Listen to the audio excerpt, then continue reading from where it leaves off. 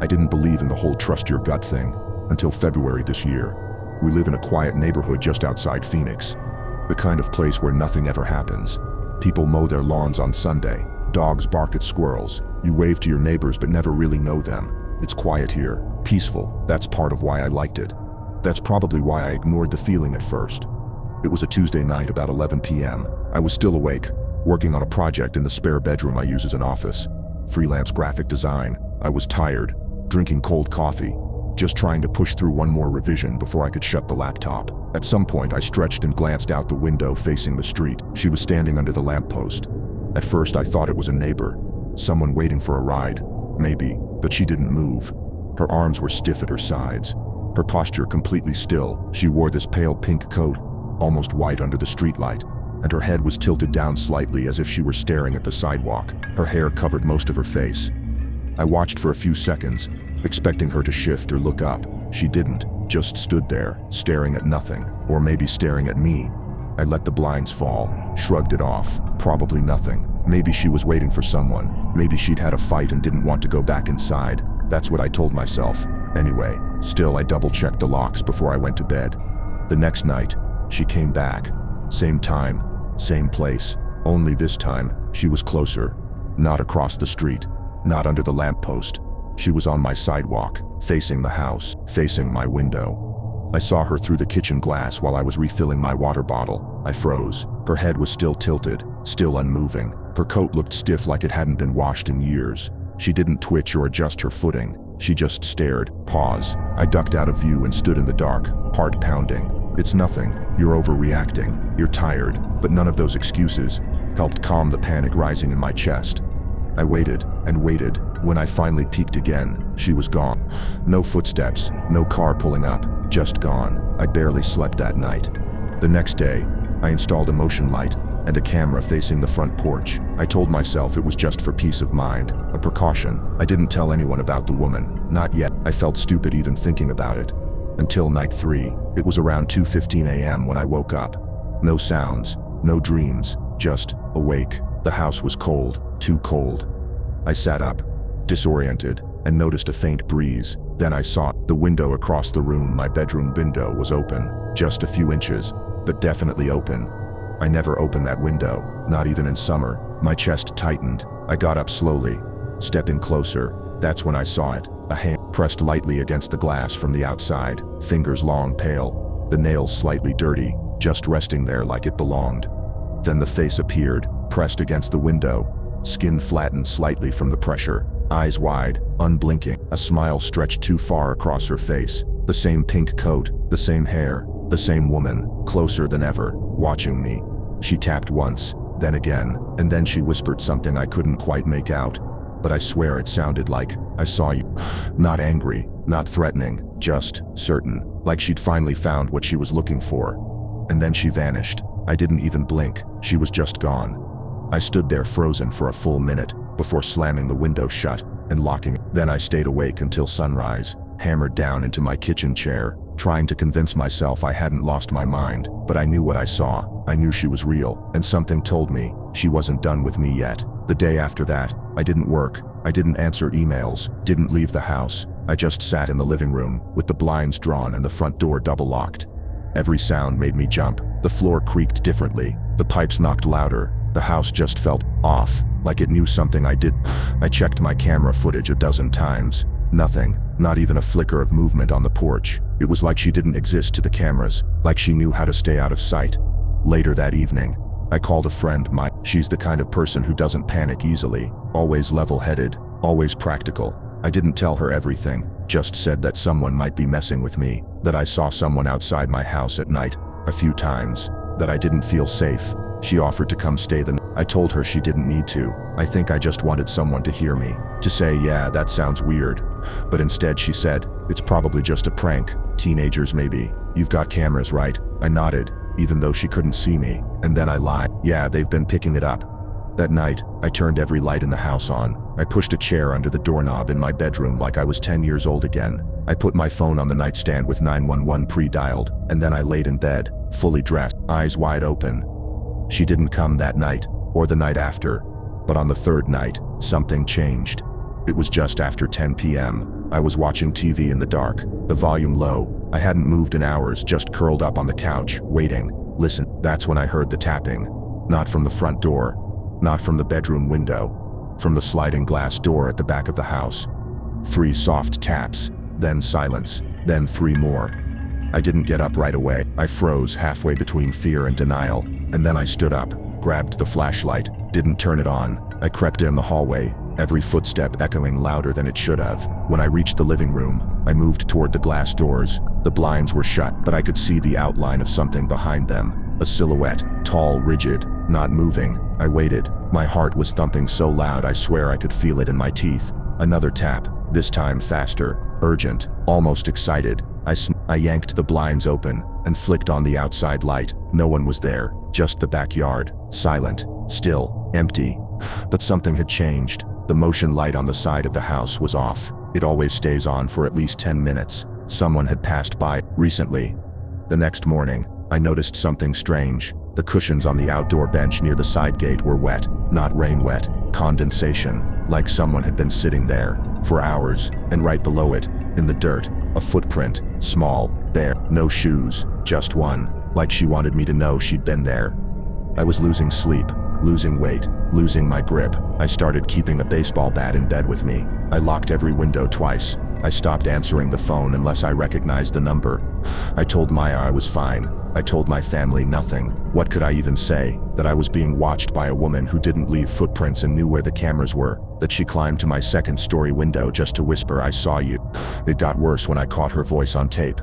I didn't even realize it at first. I was scrubbing through camera footage on the front porch from the night before. Nothing visual, just wind, but I always listened to the audio just in case.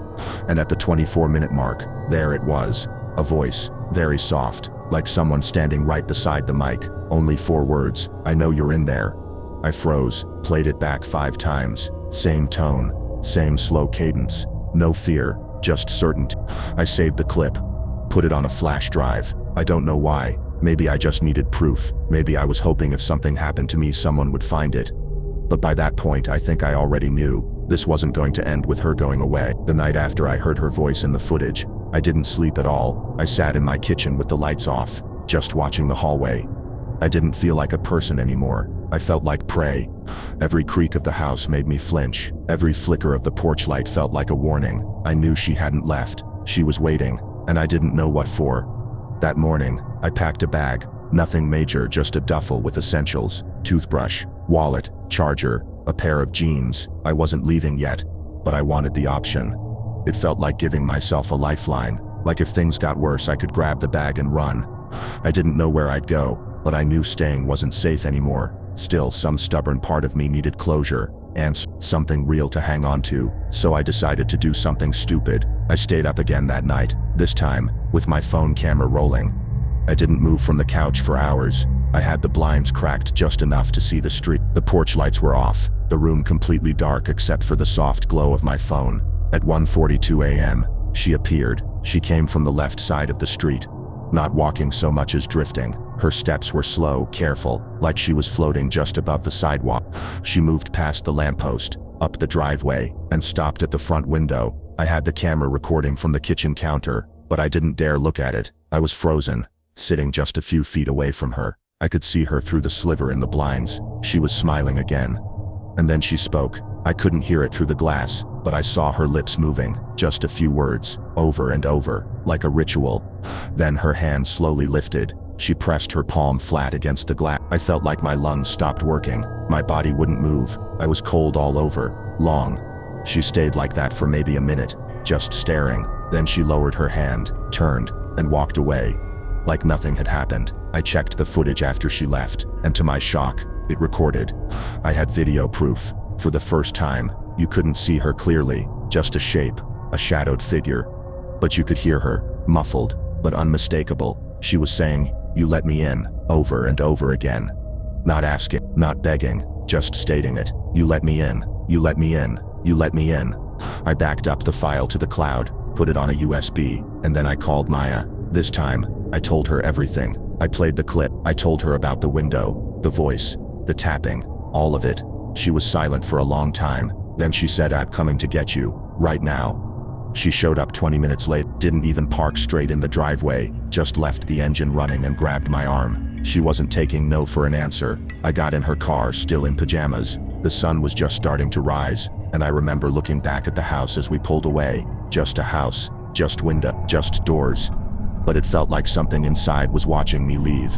We went to her apartment across town. I stayed in the guest room. I didn't sleep, didn't speak much either. I just kept checking the security app. The last camera update was from 4:07 a.m. The motion sensor on the backyard had been triggered. A short clip, 6 seconds. You couldn't see much, but you could hear tapping. And in the distance, faint, almost like a whisper over wind. You let me in. And then silence. I stayed at Maya's place for 3 days. I didn't go outside, didn't check my email, didn't sleep. She tried to get me to talk, tried to get me to see someone, but I couldn't explain what was happening without sounding insane. And the truth is, I didn't want help. I just wanted it to stop. The footage played in my mind constantly. The voice, the tapping, the words, "You let me in," over and over like a mantra, a curse. On the 4th night, something changed. I was alone in Maya's apartment. She had to work a late shift, so I promised I'd stay in and lock the door. I didn't feel safe, but I felt safer until the knocking started. 3 soft knocks from the balcony. Her apartment's on the 3rd floor. There's no fire escape, no ladder, nothing to climb, but still, I heard it. Knock, knock, knock, pause. I didn't move, didn't breathe. The air in the room felt electric, like every particle had frozen in place. Then it came again, slower this time, close, more deliberate. I stood up, walked to the hallway, and peeked toward the sliding glass door that led to the balcony. The curtain was already drawn, but I saw her shadow, clear as day, standing just beyond the glass. Her hand pressed lightly against it, not tapping now, just resting there, patient, waiting. She didn't knock again. She whispered. I couldn't hear the words, not exactly, but I knew what she was saying. I didn't need to hear it anymore. I could feel it, like her voice was inside my head now. "You let me in, you let me in, you let me in." I backed away, heart in my throat. I locked myself in the bathroom, sat on the floor, and called Maya. I was crying, shaking so bad I could barely hold the phone. I told her, "She's here." Maya didn't ask questions. She just said she'd be home in 20 minutes. I stayed in that bathroom the entire time, gripping the towel bar like it could save me. When Maya got back, she found the balcony empty, doors locked. No footprints, no smudges, no sign of anyone ever being there, except for one thing. The words, "I saw you," were written across the bathroom mirror in condensation. We hadn't showered, there was no steam, just the words. Slowly fading, like she'd been standing right behind me. That was the last night I stayed there. We packed my things the next morning. She drove me straight to my parents' house, halfway across the state. I didn't care how long it took. I didn't care if I never saw that town again. I just wanted distance. Time passed, weeks, then months, and slowly, I started to forget. The nightmares stopped. The tapping faded from memory. I changed my number, deleted my social media, stopped checking old cameras, stopped thinking about her. Until last week, a package showed up at my parents' house. No return address, just my name. Inside was a single Polaroid, black and white, old looking, but the image was clear. It was a picture of me, asleep, in my childhood bedroom, window open, and standing outside, just barely visible in the frame, was her. The pink coat, the smile, the eyes, looking in, watching me, still waiting, still whispering, "You let me in." I haven't slept, and this time, I don't think she's gonna knock.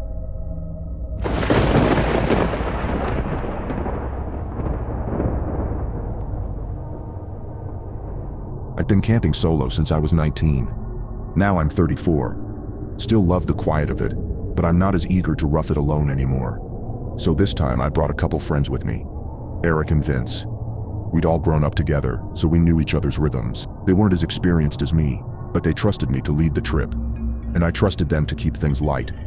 It was late May 2024, still off-season up in Glacier. The snow had mostly melted, the park was mostly empty, and the trails still had that cold, untouched feel to them. Exactly the way I like it. We were about 9 miles off trail, at a ridge I'd been visiting for years. There's no marker, no official site. It's just a patch of dirt and pine with a perfect view of the stream bed below. I found it years ago while backpacking alone and never told anyone about it, until this trip. The first night was solid. We made camp, built a fire, cooked some trail stew from a freeze-dried pack and a chunk of real meat. Eric insisted on hauling up. Drank a couple beers we'd hauled in. Talked about old stories. Cracked jokes until the stars came out. Nothing unusual, just clean air and laughter. The weird stuff started on the second day. I was down at the stream filtering water when I saw someone off the trail. Not close, maybe 40 or 50 feet away, but clear as day. Tan jacket, green cap, standing still behind a tree. Not hiding, exactly, but not moving either. At first I thought it was a ranger, or maybe just a solo hiker checking out the clearing. So I waved. Not aggressive, just a casual wave. Like, hey, we're over here, no worries. He didn't wave back, didn't move, just stood there, arms crossed, watching. After about 10 seconds, I looked away to grab my water bag. When I looked back, gone. No sound of footsteps, no crackling branches, just gone. I didn't say anything when I got back to camp, didn't want to spook the guys. Eric was half asleep in his hammock. Vince was fiddling with the jet boil. I told myself it was just a backpacker being weird, or maybe I'd imagined the whole thing. But later that night I couldn't shake it. The woods felt wrong. Not loud, not quiet, just still. I kept glancing toward the trail, half expecting him to show up, make some small talk, maybe ask for water. Nothing. We stayed up a while by the fire. The guys didn't seem to notice anything off. I told a dumb story about a gas station burrito that nearly killed him, and we all laughed too hard. We turned in around midnight. Tents zipped, gear packed, food hoisted into the trees. I was dozing off and I heard it. Footsteps. Slow, crunching pine needles coming from the direction of the trail. Closer, one step at a time. I froze, eyes open, heartbeat loud. Then I heard a voice. A man's voice. Low, calm, just outside the tent. Evenin', folks, he said. I'm with the park. Just checking in. No flashlight, no badge, just the voice. Vince unzipped his tent fast and poked his head out. I did the same. And there he was. Tan jacket, green cap, hands in his pockets, standing just outside the light of the fire's dying embers, smiling, too wide, and something about him made every hair on my body stand up. He didn't introduce himself, didn't give a badge number, didn't even ask our names, just stood there, swaying slightly, that smile not moving, that weird too wide grin that felt past it on. I stepped out of my tent, slow, kept my distance. You're with the park? I asked. He nodded once, said, yup, just doing the rounds, off-season patrol. That set off a red flag right away. I've been on this ridge a dozen times, never once seen a ranger out here, especially not at night, with no light, no radio, no backpack, and definitely not without any trail behind him. He wasn't out of breath, didn't have so much as a pine needle on him. His boots looked clean, too clean. Grief stood next to me now, wide-eyed. Vince was still crouched by the tent, silent. The man turned to me again. You boys setting out in the morning? I nodded slowly. Yeah, that's the plan. He smiled wider. Best get some rest then. And with that, he just turned and walked back into the trees. No flashlight, no trail, no sound, just the soft crunch of boots. Until that stopped too. We stood there for a solid minute, listening, breathing shallow, waiting for something else. Nothing. Eric finally whispered, "What the hell was that?"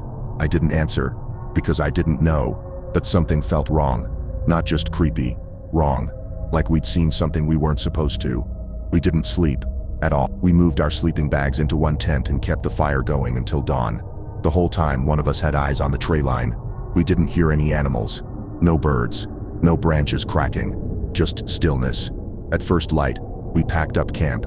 No breakfast, no coffee, no joking around. We just wanted off that ridge. Back on the trail, I kept checking over my shoulder. Vince asked if we should tell a real ranger. Eric said, if that guy really worked for the park, I'm Elvis Presley. I agreed. He didn't walk like a ranger, didn't carry himself like someone who belonged there. He just watched, smiled, spoke like he was reciting a line he'd rehearsed too many times. We hiked for about 3 hours until we reached the trailhead. There was a real ranger truck parked by the welcome sign. Guy was leaning against it, sipping coffee from a thermos. He saw us coming and waved. This guy looked the part, vest, radio, ID badge, even the patch on his sleeve. He greeted us casually, said he was checking on wildlife reports. I figured, what the hell, and asked if any other rangers had been patrolling the back ridge lately. He frowned. Back ridge, off marker 22. Yeah.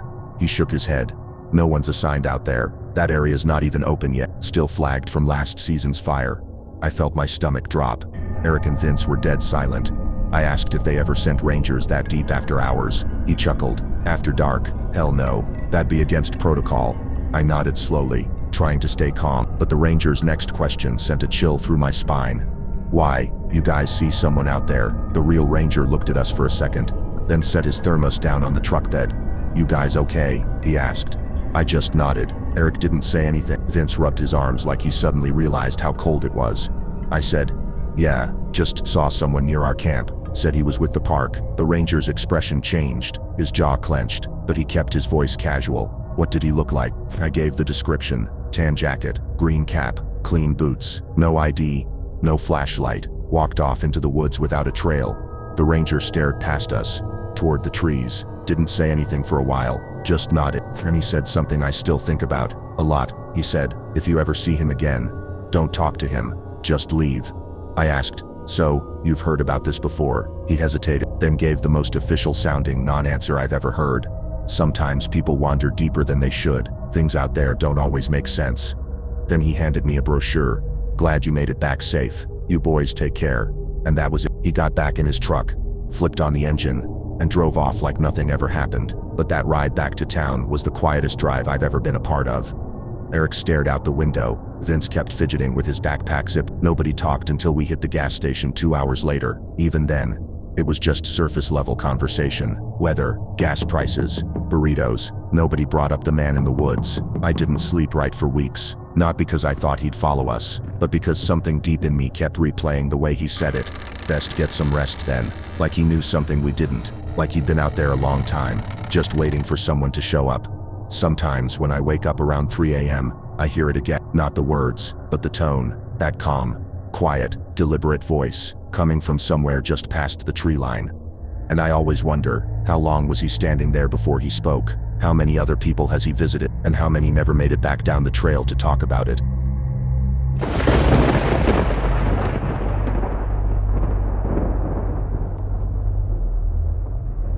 It was one of those early spring weekends where the weather tricks you into thinking summer's already here. Dry skies, birds out, just enough sun to make you want to be outside for no real reason. So when I saw the hand-painted garage sale sign nailed to the stop sign at the corner of my street, I figured why not. I was on my second cup of coffee, no real plans for the day. And I've always had a weird thing for garage sales. There's something about looking through strangers' old junk that scratches a curiosity itch I didn't know I had. Books with notes in the margins, old VHS tapes labeled in Sharpie, boxes of screws, photos, tools that haven't been used in 20 years. I don't know, maybe I like the sense of history. Long forgotten lives out in the open, waiting for someone else to give them a second look. The house was 5 blocks from mine, tucked behind some overgrown hedges, the kind of house that always looked a little too quiet, a little too still. Faded green siding, sagging porch, one of those plastic owls on the roof to keep birds away.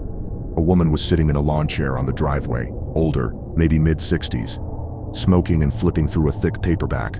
Didn't even look up when I walked over, just nodded and pointed to the tables. Most of the stuff was what you'd expect.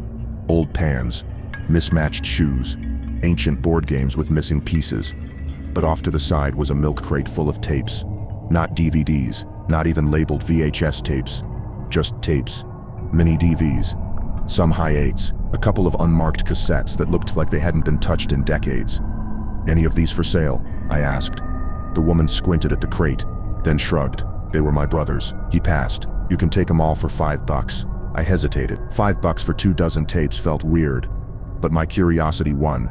I handed her a 5, grabbed the crate and headed home. I didn't even own a player that worked for half of what was in the box, but I did still have a functioning camcorder that took mini DV tapes, hadn't used it in years. The first tape was nothing, just grainy footage of a backyard birthday party from what looked like the early 2000s. Kids running around in Spider-Man t-shirts, a man grilling, laughter in the background. Fuzzy audio. I let it play while I made lunch. Just background nostalgia. Nothing strange. The second tape was more of the same. Another party. Same backyard, maybe a year later. Slightly older kids. Different cake. Same camera guy, based on the voice behind it. And then on the third tape, things started to shift. No party this time. No kids. Just a woman. The same woman from the first 2 tapes, standing in the living room and talking directly to the camera. She's got her hands folded. She looks tired, not sad, just drained. Her voice is calm, but the energy is off. She's saying something about how he's still watching, and we know he's out there.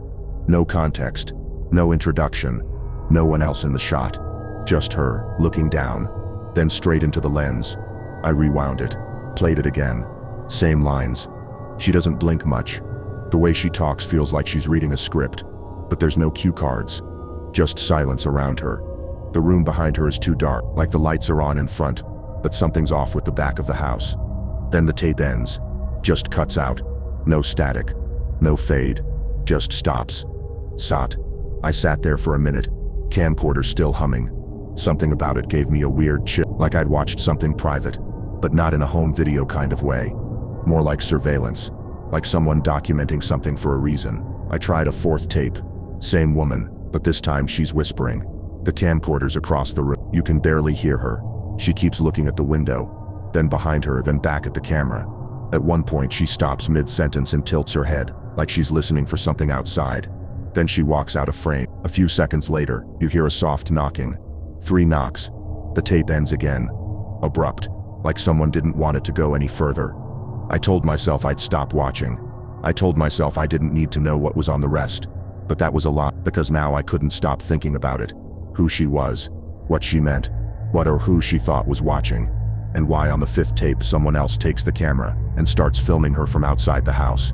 The 5th tape started in total silence. No background noise, no wind, no camera clicks. Just the sound of the tape starting to roll and the grainy image of a house at night. Not just any house. Her house.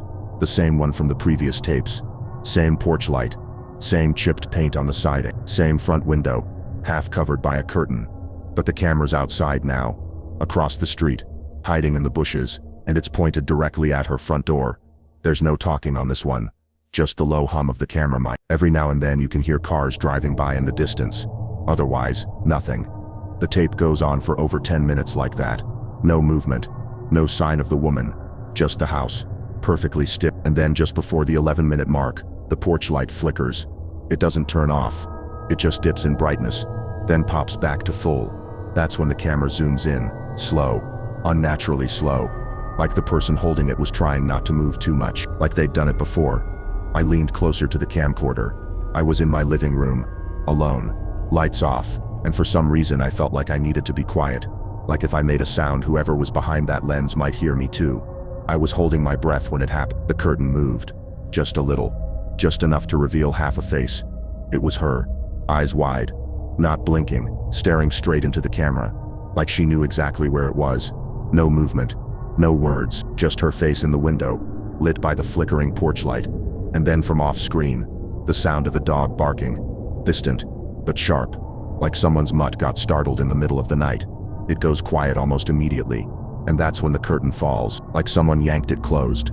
The camera lingers on the house for another minute before the tape ends. No fade, just the hard stop. Same as the rest. I ejected it, and sat there for a while, thinking, trying to piece it together, trying to understand why someone would record this, and more importantly, why they saved it. I picked up another tape, then another. Some of them were blank. Some had static, but 3 more had clips. Short ones. Like outtakes. Like someone practicing how to use the camera. Practicing how to zoom slowly. How to film through windows. One clip stood out. It was daytime. The camera was in a car, parked across the street again. The woman is walking out to get the mail. She's barefoot, hair messy. Looks tired. And she stops halfway down the path. Turns around. Looks straight into the lens. And walks back inside without grabbing the mail. I played that one 3 times, and each time it gave me that same cold feeling, like I was watching something I wasn't supposed to see, like I'd inherited a problem that didn't belong to me. I thought about going back to that garage sale, asking the woman more about her brother, what happened to him, what these tapes were, but when I walked by 2 days later, the house was empty. No chairs on the driveway, no garage sale signs, no one home. The porch light was on, even in the middle of the day, but no one answered the door. No one looked out the window. That night, I boxed up the tapes and put them in my garage.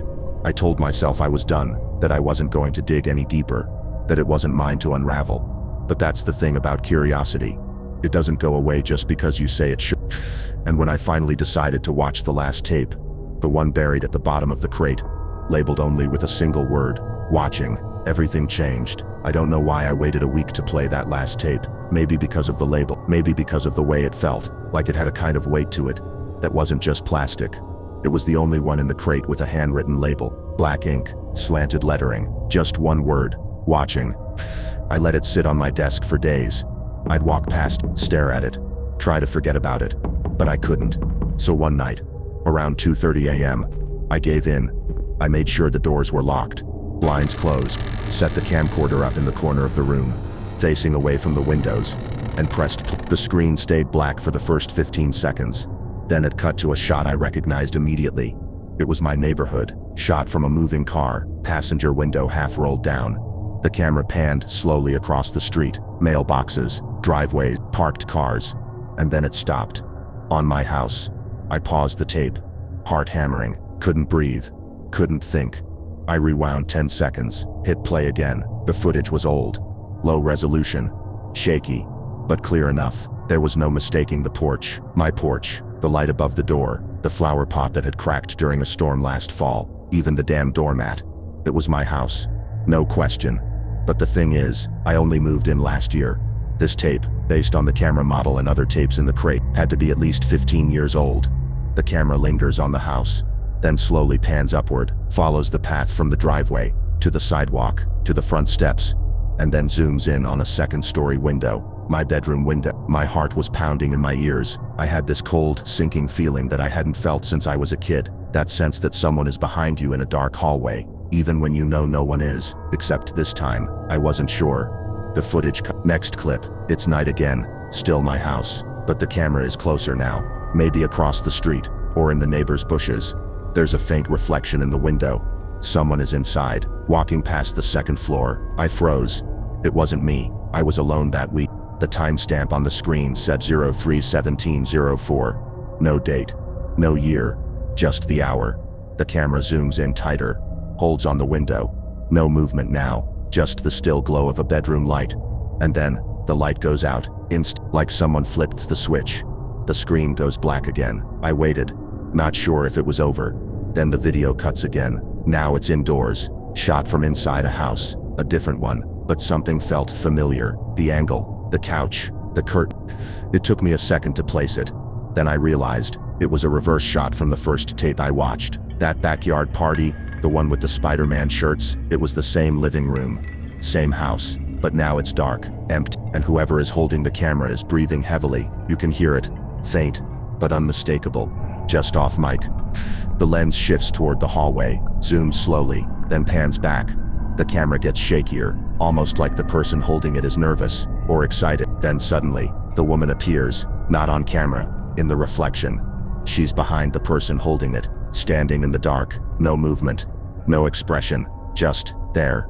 And then, the camera drops, a flash of the ceiling, a blurred hand, and then, nothing, black. But the audio keeps running. Footsteps, a muffled voice, a door creaking open, and a whisper, "I see you."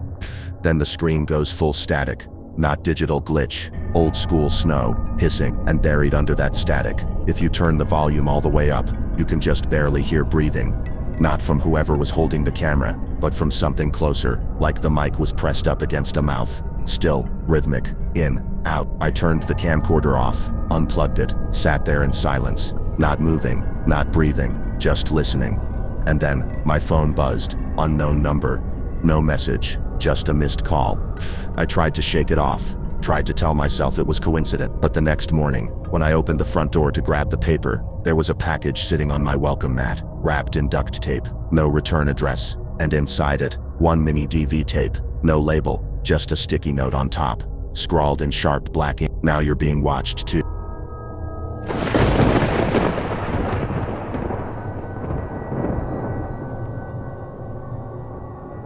It started with a Zillow listing. I wasn't even looking to move. Not seriously anyway. I do that thing sometimes. Browse real estate sites at 1 a.m., pretending I'm someone with the kind of money that can just up and leave. It's a habit. Helps me decompress. Sometimes I'll imagine living in a quiet farmhouse. Other nights, a city condo with a view. It's all harmless. But that night, something different came up.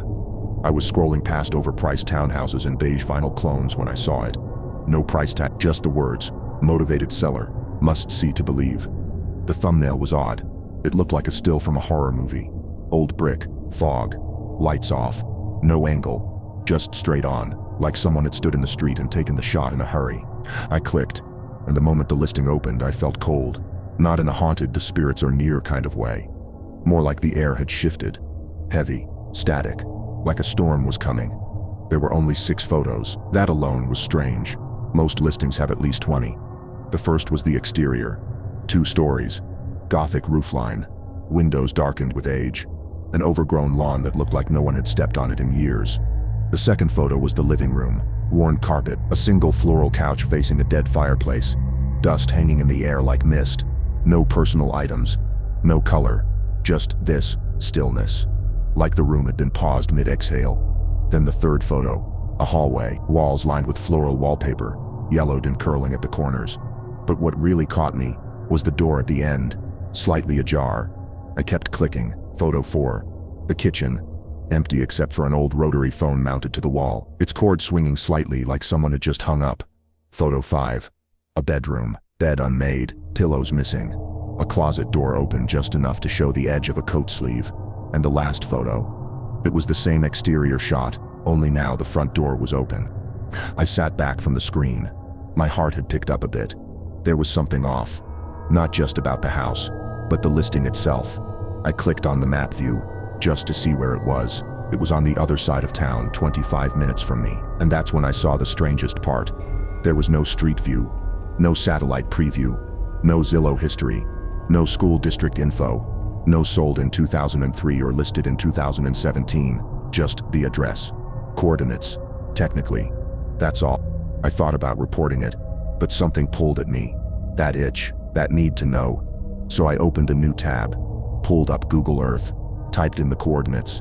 It zoomed in slowly. My street, my city, the right side of town. And then, a blank lot.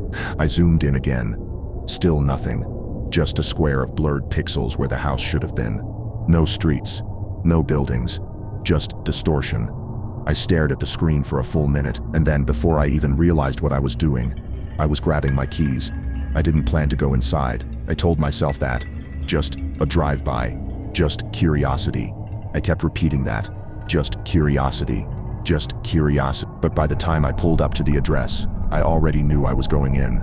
Because the front door, just like in the last photo, it was wide open. I parked across the street with my headlights off. There were no other cars around. No street lamps, just my engine ticking quietly as it cooled. The house was exactly like the photos. Same brick, same crooked shutters, same overgrown lawn curling over the sidewalk like dead fingers, and the door, still open.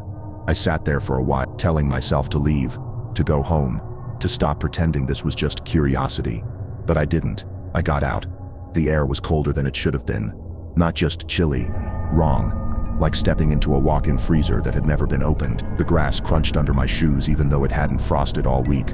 I crossed the street and stood at the edge of the yard. No lights inside. Just darkness stretching into the open doorway like a tunnel. Like it was inviting me. Or daring me.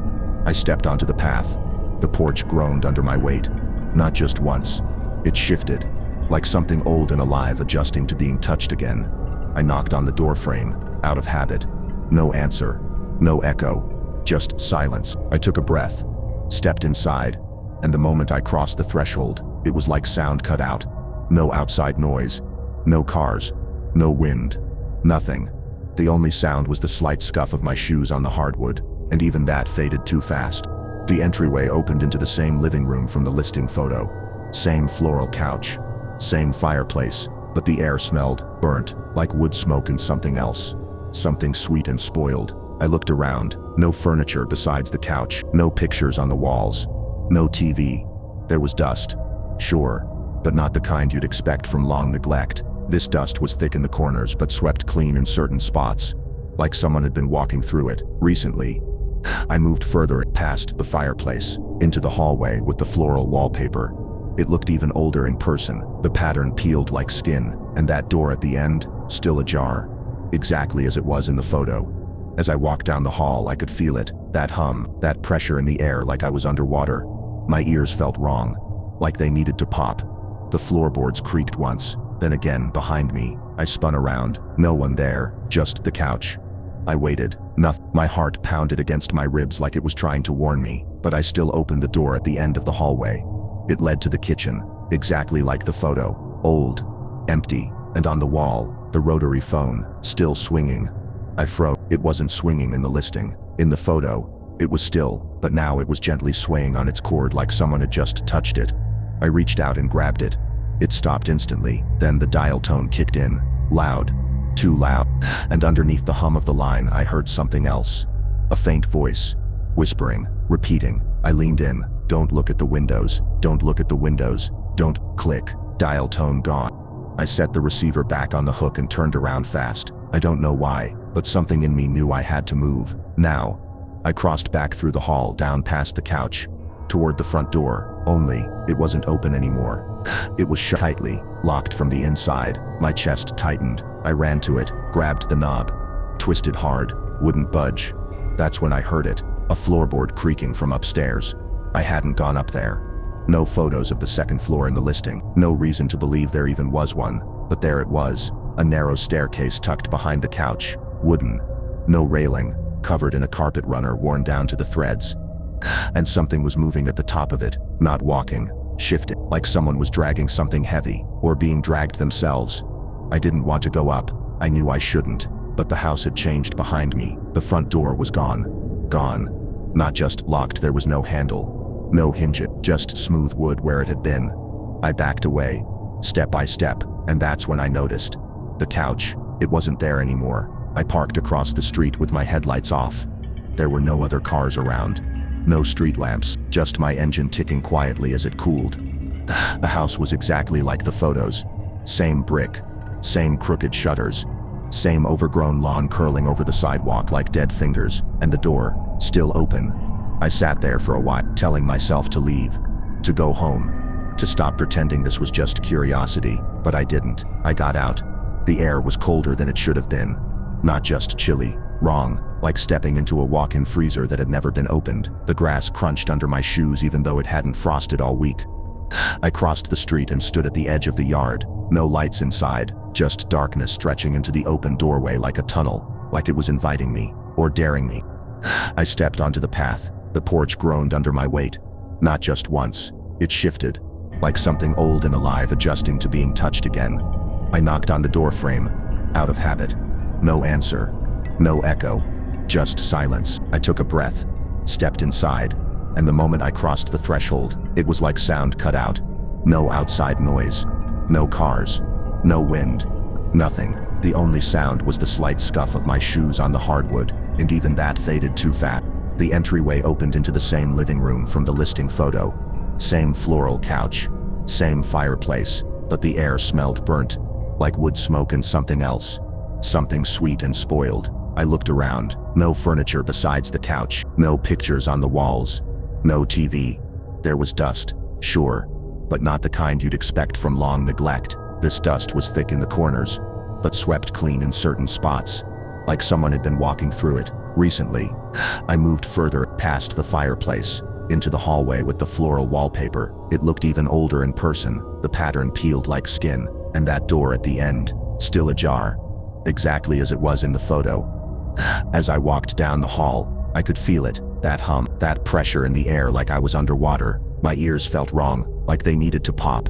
The floorboards creaked once, then again. Behind me, I spun around, no one there. Just the couch. I waited, nothing. My heart pounded against my ribs like it was trying to warn me, but I still opened the door at the end of the hallway. It led to the kitchen, exactly like the photo. Old, empty, and on the wall, the rotary phone, still swinging. I froze. It wasn't swinging in the listing.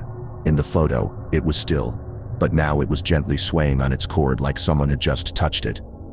I reached out and grabbed it. It stopped instantly. Then the dial tone kicked in, loud, too loud, and underneath the hum of the line I heard something else, a faint voice, whispering, repeating. I leaned in. Don't look at the windows. Don't look at the windows. Don't. Click. Dial tone gone. I set the receiver back on the hook and turned around fast. I don't know why, but something in me knew I had to move. Now. I crossed back through the hall, down past the couch, toward the front door. Only, it wasn't open anymore. It was tightly locked from the inside. My My chest tightened. I ran to it, grabbed the knob, twisted hard, wouldn't budge. That's when I heard it, a floorboard creaking from upstairs. I hadn't gone up there. No photos of the second floor in the listing. No reason to believe there even was one. But there it was, a narrow staircase tucked behind the couch. Wooden. No railing. Covered in a carpet runner worn down to the threads, and something was moving at the top of it. Not walking. Shifting. Like someone was dragging something heavy, or being dragged themselves. I didn't want to go up. I knew I shouldn't. But the house had changed behind me. The front door was gone.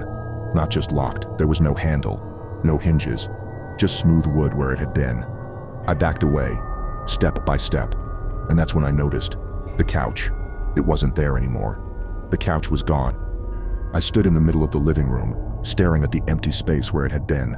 There was still a faint outline in the dust, still the sun-bleached shadow on the carpet where it used to be. But the couch itself, gone. That's when I realized something else. The room was brighter now. Not warm, not inviting, just exposed. Like the house was watching me. I turned toward the hallway. That door at the end, the one that led to the kitchen, it was closed now. Completely shut. No light coming from underneath. I backed away slowly, and behind me the stairs creaked. Not like before. Not one step. 2, 3. A slow, deliberate shift of weight, step by step coming down toward me. I didn't want to look, but I did, and there was no one there. Just the stairs. Still silent. But the air had changed. Again. I bolted, took the long way around through the dining room, looking for any exit.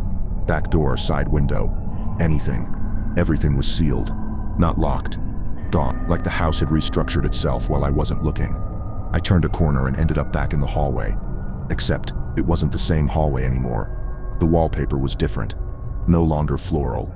Now it was a dirty, peeling brown. And it was long, stretching deeper. Farther than it should have gone. Farther than the dimensions of the house could allow. And down at the very end, a door. A new door. Slightly open. I stepped forward. Not because I wanted to, but because I had no other direction to go. The hallway behind me seemed to vanish with each step. Or maybe it was just the dark closing in. Either way, I knew I wasn't going back. The door opened more as I approached. It creaked, long and low. Inside was a room with a single chair. And on the chair, a box cardboard, taped. On top of the box was a single VHS tape, labeled in Sharpie, "For you." I picked it up, turned it over in my hands, and froze. There was a smear of something on the back. Brown-red. Sticky. I didn't smell it. I didn't need to. I dropped the tape and backed away, but the second I turned to run, I slammed into someone. Or something. It was standing behind me, tall, thin, too tall. Its skin stretched like paper over bones, eyes too wide, mouth too small. It didn't just watched. I didn't wait to find out what it wanted. I shoved past it. Or through it, I don't even know. Suddenly I was back in the living room. Just like that. The door was there again, open. Light spilling in from the outside. I didn't look back. I sprinted across the floor, leapt down the porch steps, and didn't stop until I was in my car. I slammed the door, locked it, started the engine with shaking hands, looked up at the house one last time, and the door was closed again. Back at home, I pulled up the listing. Gone. No record. No address. No coordinates. Nothing. I tried checking my browser history. Blank. Even the cache wiped clean. It's like it never existed. Except, when I woke up the next morning, there was a package at my front door. Cardboard. Taped. And inside, the same VHS. Same label. Same smear. And underneath it, a single Polaroid of me, standing inside the living room, holding the tape, with something standing behind me in the dark, smiling.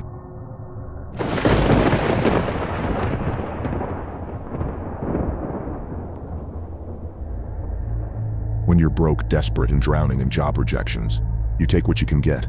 That's how I ended up renting a basement apartment from a guy named Martin. Craigslist would have been sketchy, sure, but I found this one through a Facebook housing group.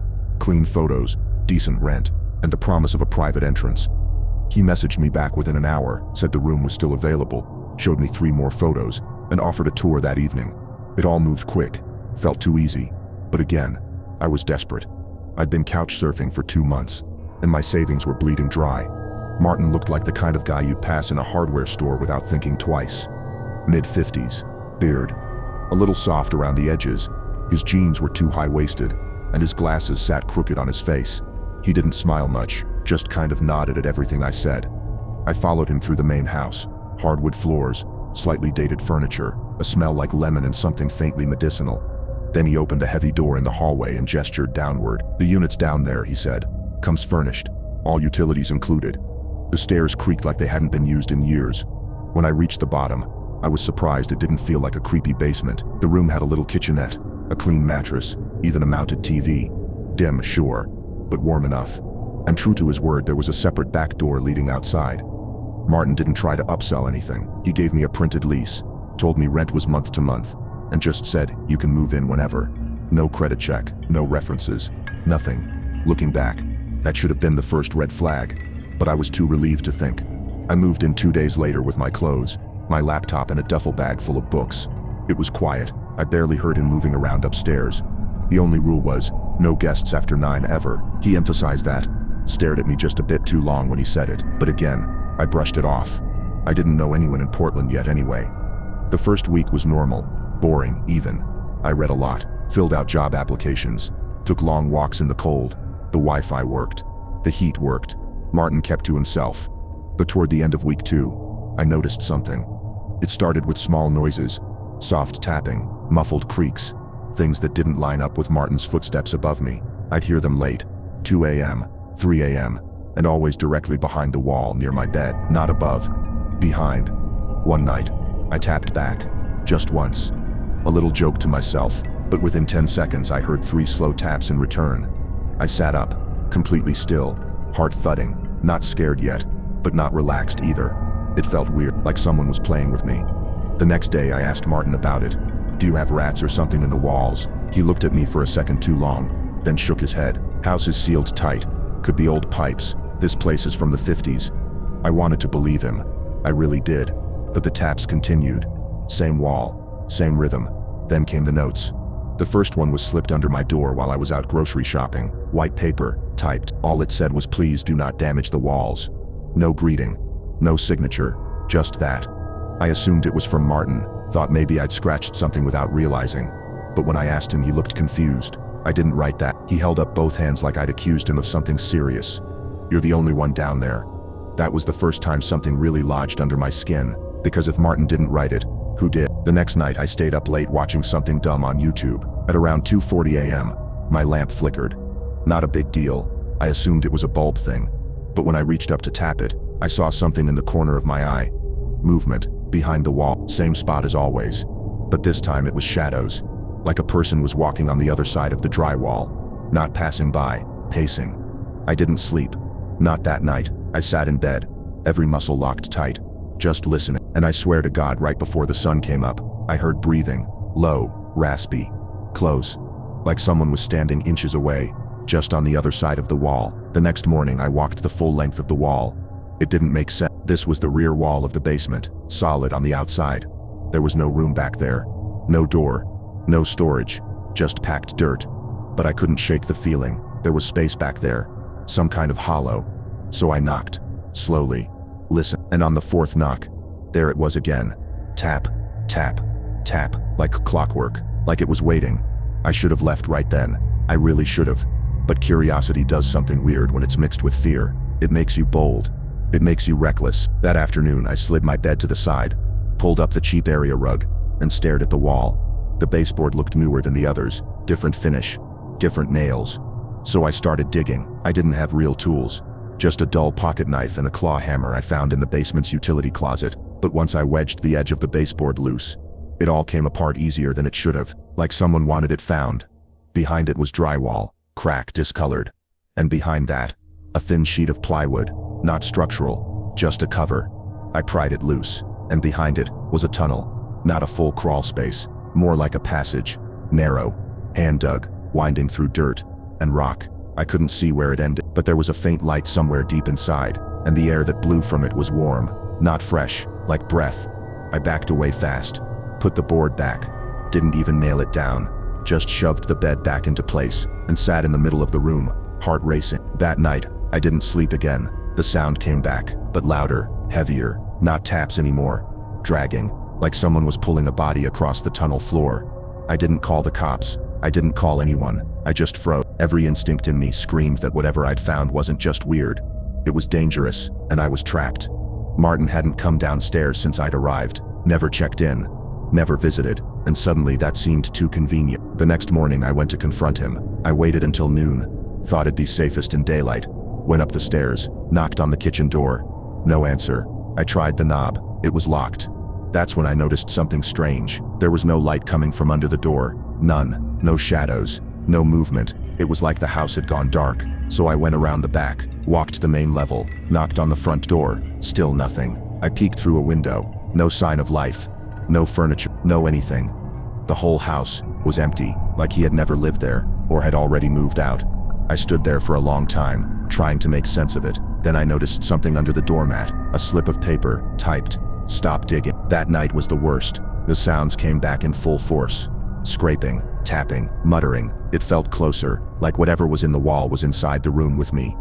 I turned on every light, slept with my shoes on, waited for morning, and at exactly 5:14 a.m., the fire alarm went off. Loud, piercing. Smoke filled the room, not from a fire, from the wall. It poured out through the cracks behind the baseboard. I grabbed my bag, threw open the back door, and ran. Didn't even look behind me.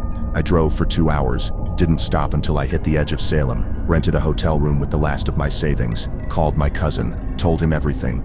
He picked me up the next day, and we went back, together, to see what the hell was going on. The boarded up, condemned, no for sale sign. No owner listed on the county records, just a fenced perimeter, and a bright red notice on the door, the unfit for occupancy. I never found Martin again, never found the Craigslist post, even the Facebook group where I'd seen the listing gone, like none of it had ever existed. But I know what I saw, I know what I heard, and I know that tunnel was real, because the nightmares haven't stopped. The tapping still wakes me up, and every time I turn over in bed, I swear I hear breathing, just past the wall. It's been 5 months since I left that basement. I still haven't told my parents. Still haven't told most people at all, because when I try to say it out loud, it doesn't sound real. It sounds like something out of a horror podcast, or a thread you'd scroll past on Reddit late at night, but it happened. And if I'm being honest, I don't think I was the first, or the last. Here's what made me believe that.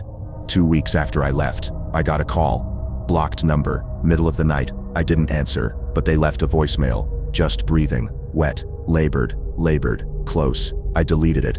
2 days later, I got a letter. No return address, no stamp, hand delivered. Inside was a typed message. "You brought something with you." I didn't sleep for days. My cousin thought I was cracking, told me to let it go, said I was traumatized, but I knew better. There was something about that place, something that stuck to me. So I did what nobody ever wants to do. I went back, alone. I parked across the street at dusk, waited until night. The house was still boarded up, still condemned, but there was a new lock on the back gate. New tracks in the dirt, footprints. Someone had been coming and going. Someone who knew what was down there. I hopped the fence and made my way to the basement entrance. The outer door was locked, tight, but the frame was old. One good hit with my shoulder and it popped open. The air inside was heavy, damp, and the smell, worse than before. I kept a flashlight low.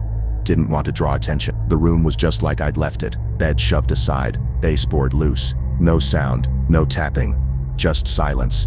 But when I reached the wall and lifted the plywood panel again, the tunnel was different, wider, more defined, almost like it had been reinforced. I crawled inside. Don't ask me why. Curiosity, madness, maybe both. The air got warmer as I moved, and soon I could smell something metallic, long, like rust or blood. Then I heard it, the dragging, but this time, it wasn't behind me, it was ahead. I froze, turned off the flashlight, and listened. Then a voice. Not a whisper. Not in my head. Clear. Human. You're not supposed to be here. I bolted. Scrambled backward, knees scraping against rocks, flashlight bouncing wildly. I burst out of the wall, slammed the plywood shut, and ran. Didn't stop until I was back at the car. I didn't look back. Didn't wait to see if I was followed. Just drove. 4 hours. Slept at a rest stop with the engine running. When I finally got home, I found a note taped to my apartment door. Same paper, same font typed. "Next time you stay." I called the police, filed a report. They did a welfare check at the condemned house, but found no evidence of occupancy. The property had no listed owner, no deed on file, No trace of mark, just a patch of land that no one wanted to touch. I moved across the country 2 weeks later. New city, new name, new everything. But sometimes, late at night, I hear it again. Not in the walls, not outside, inside, right in my head. A slow tap, rhythmic, persistent, tap, tap, tap. And when I dream, I'm always back there, in that room, with the dragging, the smoke, and the tunnel that never ends. So if you ever find a listing that feels too good to be true, cheap rent, no paperwork, private entrance, think twice, because the real price is sometimes paid in pieces. I didn't talk about the house for a while, not to my cousin, not to anyone, because saying it out loud made it feel unhinged, unreal, like I dreamt it. And maybe I could have convinced myself that's all it was. A bad trip from stress, sleep deprivation, or my own paranoia. If not for one thing, the voicemail. 3 weeks after I'd left the house behind, got a call from an unknown number at 3:11 a.m. I didn't pick up, but it left a message. 10 seconds of silence. Then faintly, 3 taps. Not random, not glitchy, deliberate. I saved the voicemail. I didn't play it again. I couldn't. I changed my number, moved back in with family, started therapy, tried to rebuild. But the past doesn't stay buried just because you want it to, especially not when it's still digging toward you. 1 month after the voicemail, I got an envelope in the mail. No return address, just my name. Inside a single typed sheet. Same font as before, same spacing. You broke the wall. I started shaking, hands cold, mind blank. I dropped the letter and ran outside, pacing in my driveway like movement would stop the spiral. But there was no one out there, just streetlights, an empty curb, and silence. I called the police, filed a report.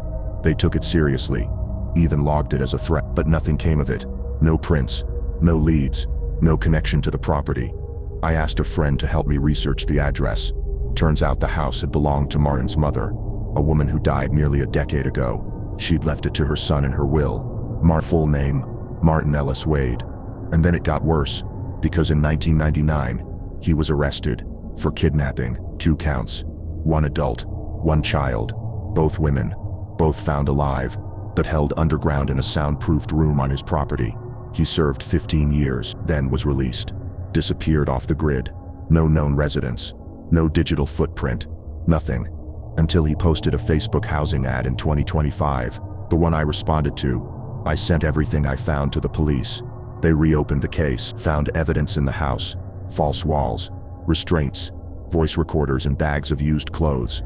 They also found something buried behind the foundation. They haven't released what, but I haven't slept through a full night since. Not once. Sometimes I wake up at 3:11 a.m., the exact time of that voicemail, and I swear I hear the same 3 taps. Not from my phone, from the wall. I moved 4 times this year, changed names on my lease. I even stopped using Facebook, but no matter where I go, the notes keep showing up, tucked into mailboxes, slipped under doors, same typeface, same message. Stop digging. I don't know what he wants. I don't know how he finds me, but I don't dig anymore. Not in walls, not in records, not in memory, because I'm afraid of what I might find, or what might find me.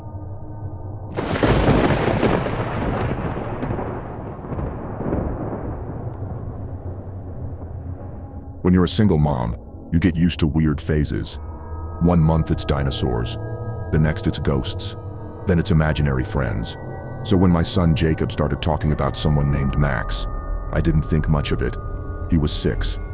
Quiet, but imaginative. He'd sit in his room and whisper, or talk while he played with his Legos. At first it was kind of sweet. He'd say things like, "Max says I'm his best friend," or "Max doesn't like broccoli either." Just kid stuff. Harmless. But around week 3, something shifted.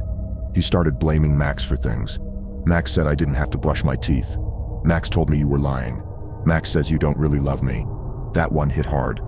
I tried not to react. I'd read somewhere you shouldn't dismiss imaginary friends, just redirect them. So I told Jacob that Max could stay as long as he was polite and respectful. The next morning, I found my favorite coffee mug shattered on the kitchen floor. Jacob said he didn't do it, that Max knocked it off the counter. With a smile, I crouched down, said gently, "Honey, Max is pretend. He can't break things." Jacob looked at me with the dead serious calm only little kids can pull off. And he said, "He told me not to tell you that." I stood up, walked away. Didn't know what to do with that. That night, I heard him talking again. I stood outside his room and listened. He wasn't using a play voice. Not giggling. He sounded nervous. "I don't want to," he whispered. Then silence. Then, "Because she'll be mad. She'll know." I pushed the door open quietly. Jacob was sitting cross-legged on the bed, staring at the closet. No toys. No books. Just still. I asked, "Who were you talking to?" He flinched. Said, "No one." I asked again. He pointed to the closet. "Max." I opened it. Of course it was empty. Just clothes. Shoes. The little nightlight plugged into the wall. Jacob didn't say anything else. He just crawled under his blanket and rolled away from me. I started leaving his door open at night. Told him if Max ever scared him, he could come get me. I even started turning on a hallway light, just to make him feel safer. But what happened the next morning made me feel like I needed protecting. I woke up to find one of Jacob's drawers on my pillow. He often left me little pictures. It was his thing. He'd draw our house, or me and him holding hands. Sometimes our cat Bandit, but this time, it was different. Stick figures, yes, but 3 of them. Me, Jacob, and a third figure, all black scribbles. No eyes, no mouth, just a long arm reaching toward Jacob's stick figure. Above the drawing were the words, "Max wants to stay forever." I didn't say anything to Jacob. I just tucked it in a drawer, tried to pretend it didn't rattle me. Tried to convince myself he was just expressing big feelings in a weird way. But the next night, Jacob wouldn't sleep in his room. He said Max was mad at him, that he wasn't listening. I asked what Max wanted, and Jacob whispered, "He wants you to leave the back door open." I felt cold all over. "What do you mean?" I asked. Jacob wouldn't answer, just hugged me, longer than usual. That night, I checked every window, locked every door, slept with the TV on. I didn't believe in ghosts, didn't believe in monsters, but I did believe in people. And people can hide, people can watch. At 3:27 a.m., I heard the back door handle jiggle, then 2 soft knocks. Just 2. I froze, grabbed my phone, ran to Jacob's room. He was awake, sitting up, tears on his cheeks. "He's not outside," he said, voice barely a whisper. "He's already inside." I didn't even hesitate. I picked Jacob up off the bed, still wrapped in his blanket, and bolted into my bedroom, locked the door behind us, shoved my dresser in front of it, grabbed my phone again with shaking hands and called 911. I didn't even have the words, "Someone's in my house," or, "I think someone is. My son's been saying things. He said the man is inside." The operator asked me if I had a weapon. I didn't. She told me to stay quiet, to keep the door locked, and that officers were on their way. I clutched Jacob to my chest, sitting on the floor in the corner of my room. He wasn't crying now. He was just quiet. I asked what he meant. "What did he mean, Max? Is already inside?" He looked up at me and said, "He comes from the walls." I stared at him, trying to process that. "What do you mean? The walls?" Jacob pointed behind me, to the air vent above my bed, the crawl space. He whispered, "He talks to me from there when you're asleep." When the officers arrived, I nearly collapsed with relief. They came through the front and swept the house, checked the backyard, the windows, the closets, everything. They didn't find anyone. But when I told them what Jacob had said about the crawl space, they took it seriously. They climbed up into the attic, flashlights sweeping side to side. I stood at the base of the ladder, hugging Jacob tight, waiting. One of the officers called down after a minute. "There's signs someone's been up here." I felt the floor tilt under me. "Excuse me," I called up. He came down slowly, eyes serious. "There's empty food wrappers, a water bottle, blanket, some kind of notebook." They brought it down. I didn't want to touch it. Just looking at it made me feel sick. Worn, faded leather cover. Inside were sketches, horrible ones. Drawings of me, sleeping, cooking, brushing my teeth. Drawings of Jacob, playing, crying, in the bathtub. All dated, all time-stamped, dozens of them. There were pages of writing too, mostly incoherent. Paranoid rambling about purity and connection. Phrases like, "She sees too much," and, "The child trusts me now." I backed against the wall, my knees weak. I asked the officers if they thought someone had been living up there. One of them nodded. "It's possible, but there's no entry point we can find other than the vent system. And even that's too small for a grown man." I told them about the voice, Jacob's conversations, the door handle jiggling, the knocks. They took it seriously. They really did. They left an officer parked outside overnight, but I couldn't sleep. Not with what Jacob said next. We were curled up in bed, him in my arms. I asked him again, how did Max talk to you? He hesitated, then whispered, sometimes from the vent, sometimes from the closet, sometimes from inside Bandit. I stared at him. What do you mean? He looked away. He wears things like a costume. He said it helps him move around better. He wore my stuffed bear once, and he said he tried to wear you. I don't remember falling asleep. I only remember waking up to Jacob standing beside the bed, shaking me. Mom, he said urgently, I think Max is mad again. You didn't leave the door open. I checked every lock again. Everything was still sealed. But around 4 a.m., the smoke alarm beeped once, not the full alarm, just a single beep. Then again, I crept into the hallway, phone light in hand. Something small skittered down the hall, too fast to see, too quiet to catch, but Bandit, our cat, was still curled up in Jacob's bed. Whatever moved wasn't him. I'm telling you, the air felt different that night, heavy, like the house itself was holding its breath. I didn't sleep after that, neither did Jacob. In the morning we left, packed bags, didn't wait, stayed at a friend's place, called a contractor to inspect the crawl space. They found something wedged in the insulation, a tiny camera, pointed directly at Jacob's bed. The police returned, ran prints, reopened the case. Still no name, no suspect, but I didn't need one. I knew Max was never a figment. He was a man, watching, manipulating, waiting. And somehow, he got inside. We never went back. I'd left everything behind, furniture, photos, even my journals. None of it mattered. Jacob mattered, and whatever Max was, wherever he came from, I wasn't going to give him another chance. The police stayed involved for a little while. The camera was traced to a cheap overseas brand. No serial, no purchase record. They checked nearby rental properties, shelters, basements. Nothing. No sign of forced entry to our house. No neighbors reporting anything suspicious. But the attic, the crawl space, that was real. They said it was likely an individual with knowledge of HVAC systems and residential design. They said the layout allowed someone small enough to maneuver undetected. They said a lot of things, but none of them told me who had been whispering to my son, or why he wanted the back door open, or how he drew those pictures. One night, a few weeks after we'd left, Jacob came to me with something clenched in his hand. Max gave this to me, he said quietly. He held it out. It was a folded note. I felt my blood run cold. Where did you get this? Jacob didn't answer, just shrugged. He said he misses me. I didn't open the note right away. I called the police again, had it collected. They found no fingerprints, no new prints. Same ones as before, smeared, partial, possibly gloves. But what was inside? 3 words, you're spoiling him. That night, I cried harder than I ever had, not because I was scared. I was furious. This wasn't about Jacob's imagination. This wasn't some weird prank or long con. This was someone who believed they were entitled to my child's trust. Someone who saw affection as a threat, love as competition, and somehow, they were still reaching us. We moved again, changed schools, new phone numbers. I bought a dog, installed alarms, cameras inside and out. Jacob started therapy. For a while he didn't want to talk about Max, but slowly he opened up. He said Max was kind sometimes. Said Max would tell him stories, would remind him of things, like where I kept the back door key, or how to unlock the window in his room. I asked him if Max ever touched him. He said no, Max only ever talked, but he said sometimes Max would ask him to touch things, the camera, the vent, the inside of the crawl space.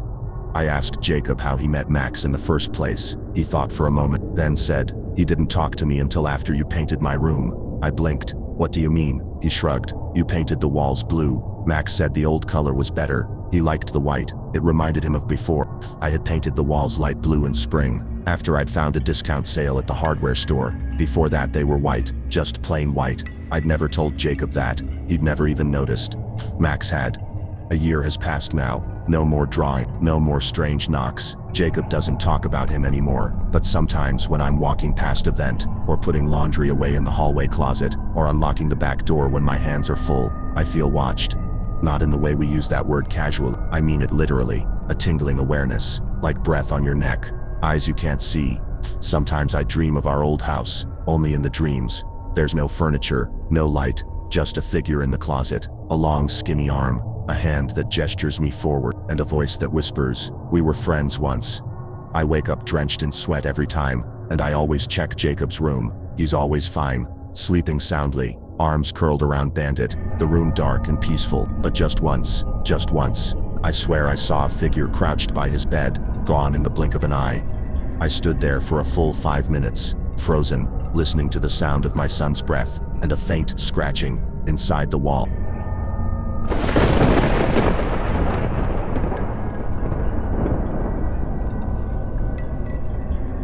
I know how this sounds, okay? I do. But I'm telling you right now, this actually happened. And even now, months later, I still check under my car every time I park. Not because I'm paranoid. Because I was right. Because someone really was following me. And they knew everything. It started small. Little things. Coincidences I brushed off. Like this guy I kept seeing at the gym.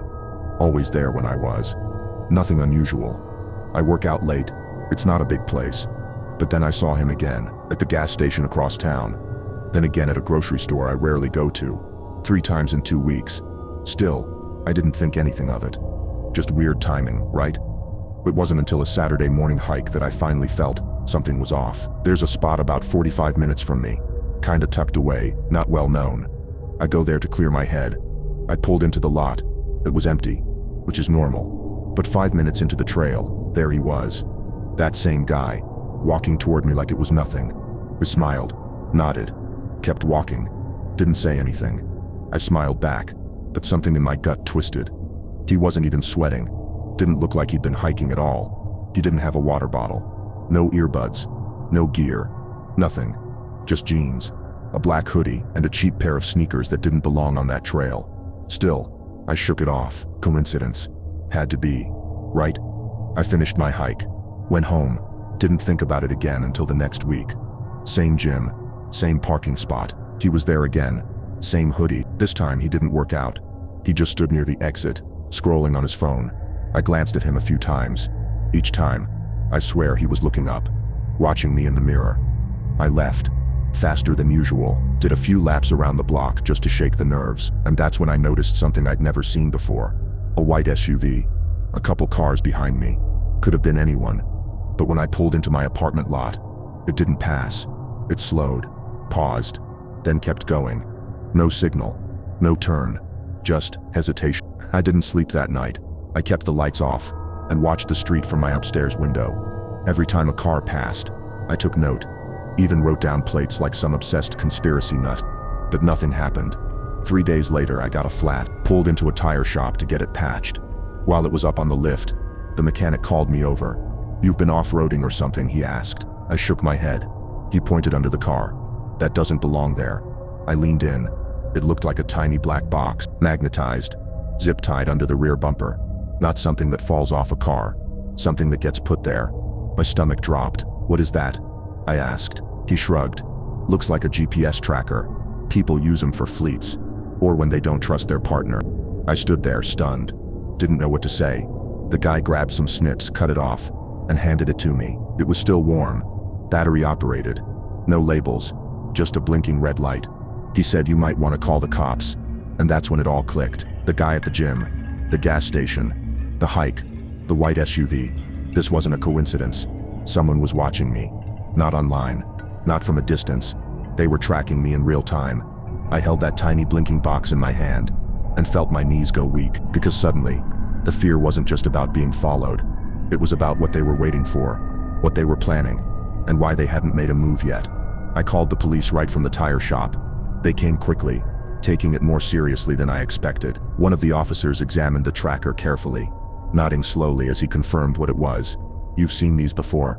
I asked. He gave me a tight smile, one that didn't reassure me.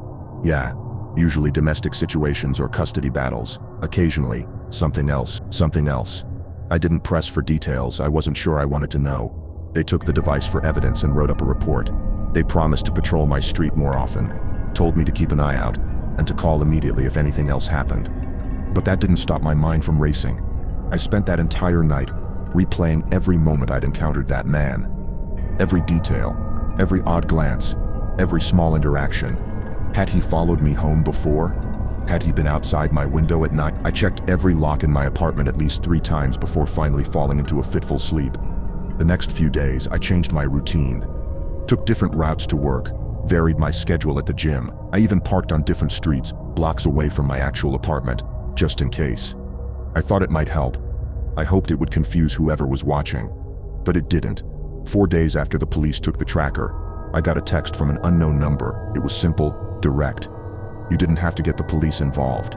I froze, phone in hand. My heart was hammering so hard I thought I might pass out. My throat tightened, and for a moment, I couldn't breathe. Immediately I screenshot the text and sent it to the officer who had taken my report. They called me back quickly, told me to block the number, assured me they were actively investigating, but it was clear they had no idea who this person was, or what they wanted from me. I blocked the number as instructed, but that didn't make me feel any safer. The next evening, I came home to find an envelope taped to my apartment door, my name written neatly on the front, in sharp, precise handwriting, my stomach twisted with dread. I carefully opened it, hands shaking slightly. Inside was a photograph, grainy and printed on cheap paper. It was a picture of me, walking from my car to my apartment. But that wasn't what chilled me. On the back, scribbled hastily, it said, "You changed your parking spot. Clever." I felt nauseous. Whoever this was, they weren't just following me casually. They were studying me, adapting. I called the police again, showed them everything, the texts, the photo. They took fingerprints, dusted my door, but found nothing useful. One of the officers finally suggested something I hadn't wanted to hear. "Do you have somewhere else you could stay for a while?" I swallowed hard, nodding slowly. My sister's place was across town. She'd offered before, but I'd refused, thinking it was overkill. But now, I packed immediately. That night, at my sister's house, I lay awake in the guest room, staring at the ceiling, every noise outside sending jolts of panic through my body. I jumped at every car passing by, every shadow flickering across the blind. At around 2 a.m., I heard footsteps outside, long, slow, heavy. They stopped right by the bedroom window. I sat up, heart pounding, not even breathing. Then silence, just complete, oppressive silence, until the footsteps started again, circling around the house slowly, deliberately, until they faded into the night. The next morning we found footprints in the garden, deep impressions, right beneath the guest room window. The police returned, gathered more evidence, and finally said what I'd already known deep down. This isn't random. They know you, or at least, they feel like they do. I realized something then. Whoever this was had no intention of stopping. They weren't intimidated by the police, or my attempts to evade them. They wanted me scared. They wanted control, and clearly, it was working. Later that week, my phone buzzed again, another unknown number. This time, no text. Just a picture of my sister's front door, taken at night, timestamped 2:07 a.m., followed by 3 words, "Found you again." I didn't wait this time. I called the police before I even opened the message. The officer on duty told me not to touch anything, not to leave the house, and to stay out of sight from the window. But by then it was too late. Whoever it was had already been here. They knew where I was. Again, we checked the security camera my sister had installed above her porch last year. It wasn't high-tech, but it caught enough. At 2:07 a.m., a hooded figure stepped into frame. No face, no hurry, just standing there, like they were absorbing the moment. Then slowly, they pulled something from their pocket. A phone, my phone. Except I had mine. I was holding it, and when I zoomed in on the image, my blood went cold. It wasn't a phone, it was a remote, some kind of transmitter. They pointed it at the door, pressed a button, and something beeped faintly, but audible, even on the camera. A second later they turned and walked away. No rush, no fear. I didn't sleep again for 2 nights, not even a minute. The police ran prints, nothing. The photo from the door, no useful DNA. No hits on the license plate of the white SUV, either. It was either fake or registered to someone long dead. At this point I started wondering if it was personal. Someone from my past. An old coworker, a failed date, a forgotten grudge. But nothing fit. No names came to mind. No angry exes. No falling outs. I live a quiet life, and that made it work. Because if I didn't know who they were, they knew everything about me. They knew where I lived, where I parked, what trail I hiked, what gym I went to, what door I'd walk out of every morning. The idea that someone could be that close, that obsessed and still invisible, it was maddening. And then, it just stopped. No more texts. No photos. No sightings. I didn't relax. I didn't let my guard down. But for 3 weeks, nothing. Until one afternoon at the gas station near my job, I saw the white SUV again. 2 cars over. Engine off. Tinted windows. No one inside. Or, no one I could see. I froze, watched it, waited. No one came out. No one walked by. It just sat there. So I walked over, and as I approached, I saw something taped to the inside of the windshield. It was small, folded, just one piece of paper, I hesitated, then stepped closer. Read the message written in thick black ink. I don't need to be near you anymore. That was it. No explanation. No signature. No follow-up. I stood there, heart hammering, staring at that line over and over again. I don't need to be near you anymore. Was that a warning? A goodbye? A threat? Did it mean he'd moved on to someone else, or that he'd gotten what he wanted? I never found out. The SUV wasn't there the next day, or the day after. I never saw it again, and I haven't gotten another message since. But that's the thing. You never really stop being followed. Once it happens, once you know what it's like to be hunted without reason, you carry it with you. Everywhere. Every parking lot. Every late night walk. Every unfamiliar car that pauses too long behind you. I still check under my car every morning. Still glance over my shoulder in crowded places. Still change my routes for no reason at all. Because I know now, sometimes the scariest part isn't being followed. It's not knowing why you were followed at all.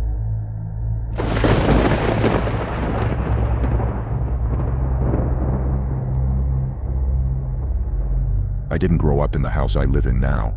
It's a 2-bedroom in a quiet part of Washington. Not too big, but comfortable. I bought it after a long string of bad rentals and worse landlords. I just wanted peace. Somewhere quiet, off the radar, no drama, no weird neighbors. It was perfect. Until the man showed up and told me with complete confidence that it was his house.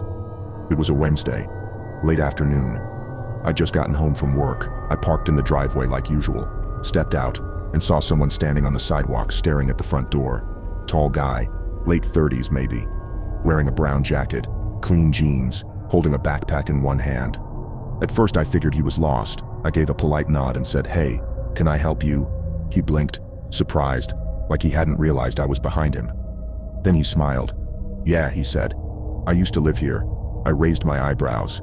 "Oh, before the last owners?" I wasn't rude, just curious. I'd bought the house from a retired couple who moved to Arizona. Lovely people. He didn't answer right away. Just kept looking at the door. "No," he said finally. "I mean, I still do." That made me pause. I forced a laugh.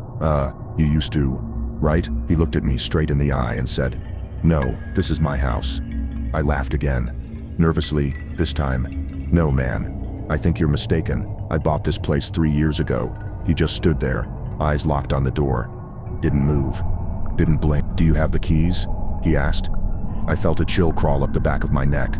"Look," I said, reaching for the handle of my front door.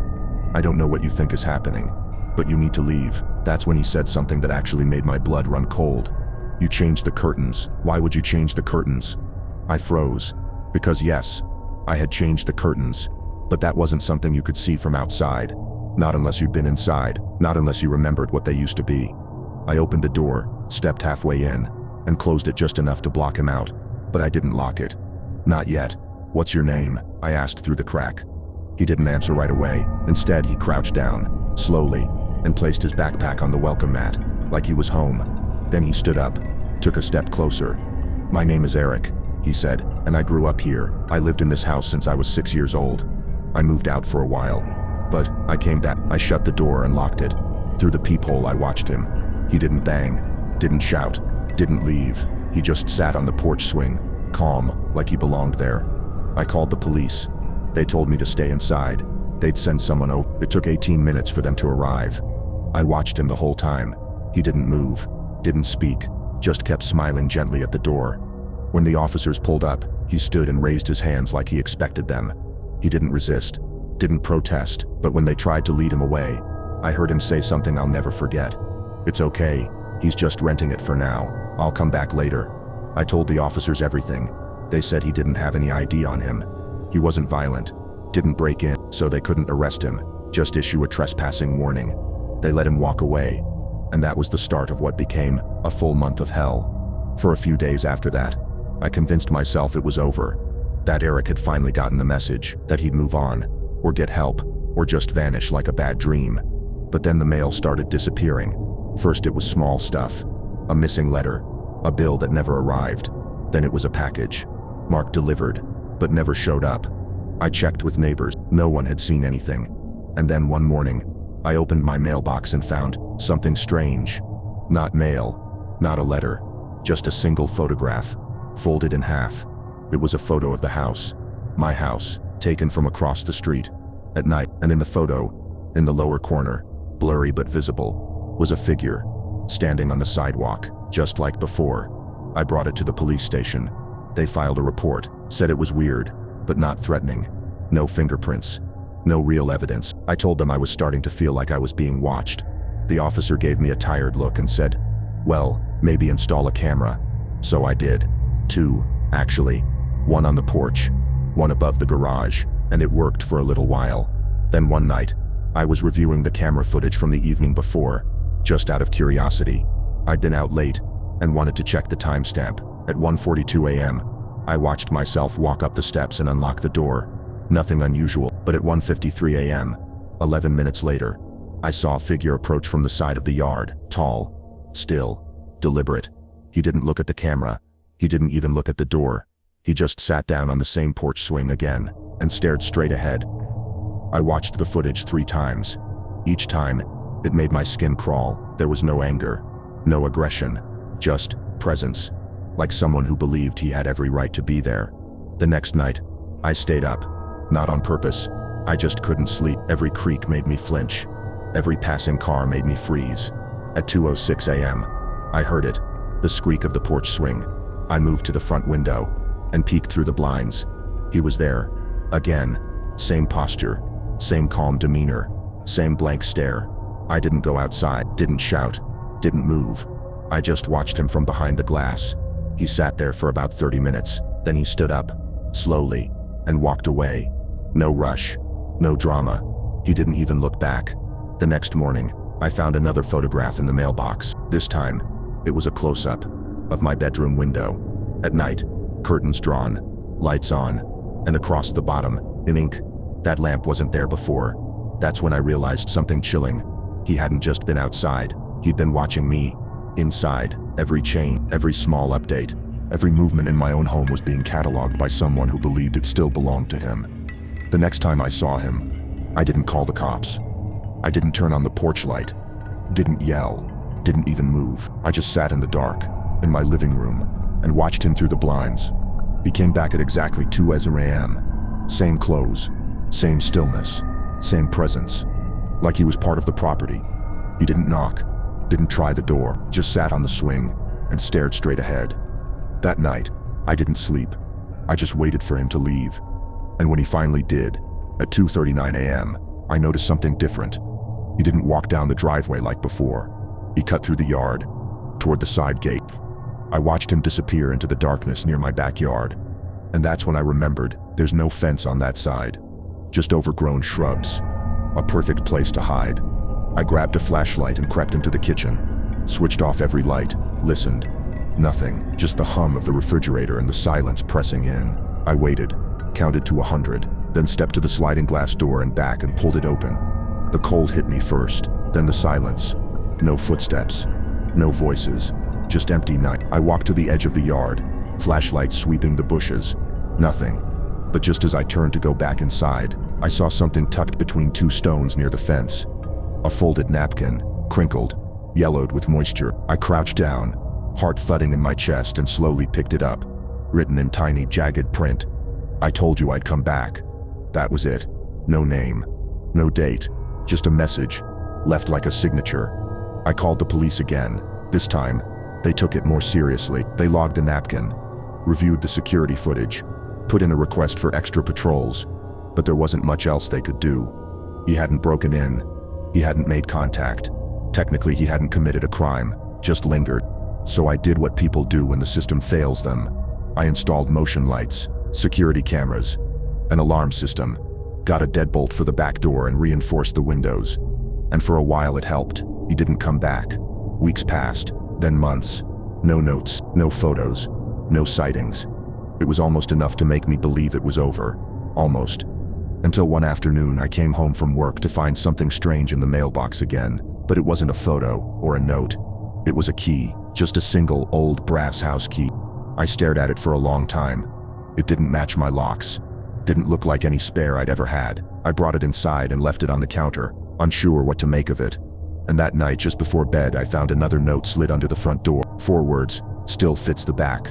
That was the last straw. I moved out the next week. Didn't wait to sell. I just packed my things and got the hell out. I couldn't shake the feeling that no matter what locks I changed, no matter what cameras I installed, it would never feel like my house again. Because maybe it never was.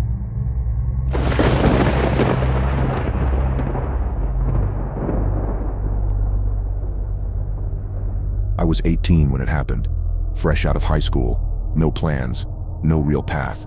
Just a long, quiet summer stretched in front of me like a dare. I'd moved out of my mom's place 2 weeks earlier, was crashing with my uncle on the edge of town. A cheap rental on a long gravel road. He barely talked. Worked night shifts and slept through most of the day. So for the most part I had the place to myself. The house was simple. 2 bedrooms.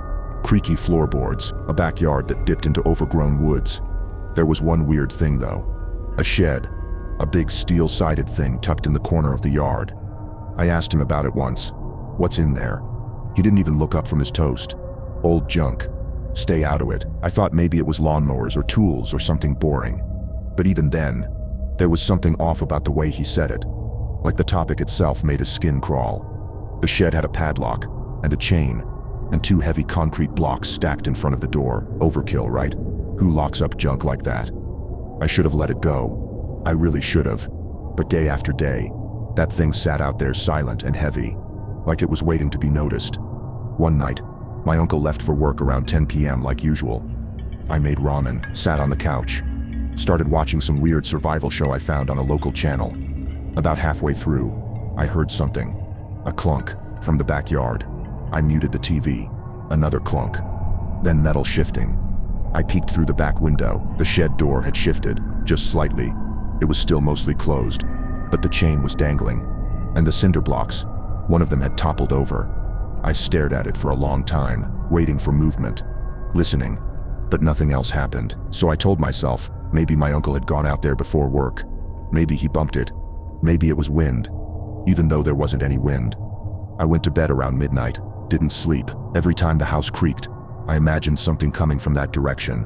Some movement. At 3:12 a.m., I finally sat up and grabbed a flashlight. Not to go out there, just to feel better. I even laughed at myself a little. Until I looked out the window again. The door was open. Only a few inches, but open enough to see the dark gap inside. No wind. No animals. Just an unlocked door that had definitely been shut hours earlier. I didn't go out there that night. I just watched. And when the sun came up, the door was closed again. The blocks were back. And the chain, it was gone. I didn't ask my uncle about it. I don't know why, but something in me knew I wasn't supposed to know what was in there. 2 days later, the mail came late. I opened the box and found a small unmarked envelope. Inside was a single sheet of paper, typed.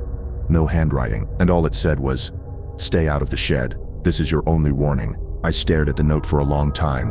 It was just a few words, typed on plain white paper, but it felt like a brick to the chest. "Stay out of the shed. This is your only warning." I flipped the envelope over. No return address. No postmark. Just blank. I don't know what unsettled me more. That someone was watching me, or that they thought I needed warning. I left it on the counter, tried to ignore it, told myself it was a prank, or maybe my uncle trying to be funny in some twisted way. But deep down, I knew he wasn't the type. He didn't joke, he didn't leave notes. That night, he got home around 6 a.m. and passed out in his room as usual. I made coffee, sat on the back step, and stared at the shed for maybe an hour. Nothing moved. It just sat there. Heavy, closed, silent, but I swear, it felt like it was breathing. Around noon, I finally got brave enough to try the door again. I crossed the yard, hands in my pockets, trying to look casual, like I wasn't doing anything wrong. I bent down, tried the handle, still locked. No chain, no block, but the padlock was back. A new one. Smoother, shiny, like it had been changed recently. I got a weird feeling in my stomach, turned back toward the house. That's when I saw the camera. It was small, mounted under the roofline, pointed directly at the shed. A little black lens, staring down at me. Had that always been there? I'd looked at that wall a dozen times. I never saw it. I stepped back, scanned the area. There were 2 more. One on the back porch. One pointed at the fence line. All pointed away from the house. All pointed toward the shed. I walked inside, shut the door and locked it. The next few hours felt strange, like I was being watched from every angle. I even pulled the blinds. It didn't help. Later that afternoon, my uncle came into the kitchen, groggy and silent, as usual. I said, "Hey, when did we get security cameras?" He looked up for a second, then turned toward the fridge. "Been there a while," he said. And that was it. That night, the power went out. Not a storm, not a blown fuse, just gone. All at once. I looked outside. Other houses still had their porch lights glowing. Street lights were on. Only our house was dark. I grabbed a flashlight, started toward the breaker box in the laundry room. But when I passed by the back window, I stopped. The shed door was open again. Wide this time. Swung outward like someone had kicked it open. I froze. My first thought wasn't fear. It was someone is in there. Or worse, something already got out. I should have called the cops, should have locked myself in my room and waited for morning. But something pushed me out the back door. Not curiosity, not bravery, just that gnawing sense that this would keep happening if I didn't stop it now. I crossed the yard slowly. Each step felt heavier than the last. The air smelled wrong, like soil and metal and something chemical. The closer I got, the colder it felt. I gripped the flashlight. My hand was sweating. I reached the doorway, shined the light inside, and I'll never forget what I saw.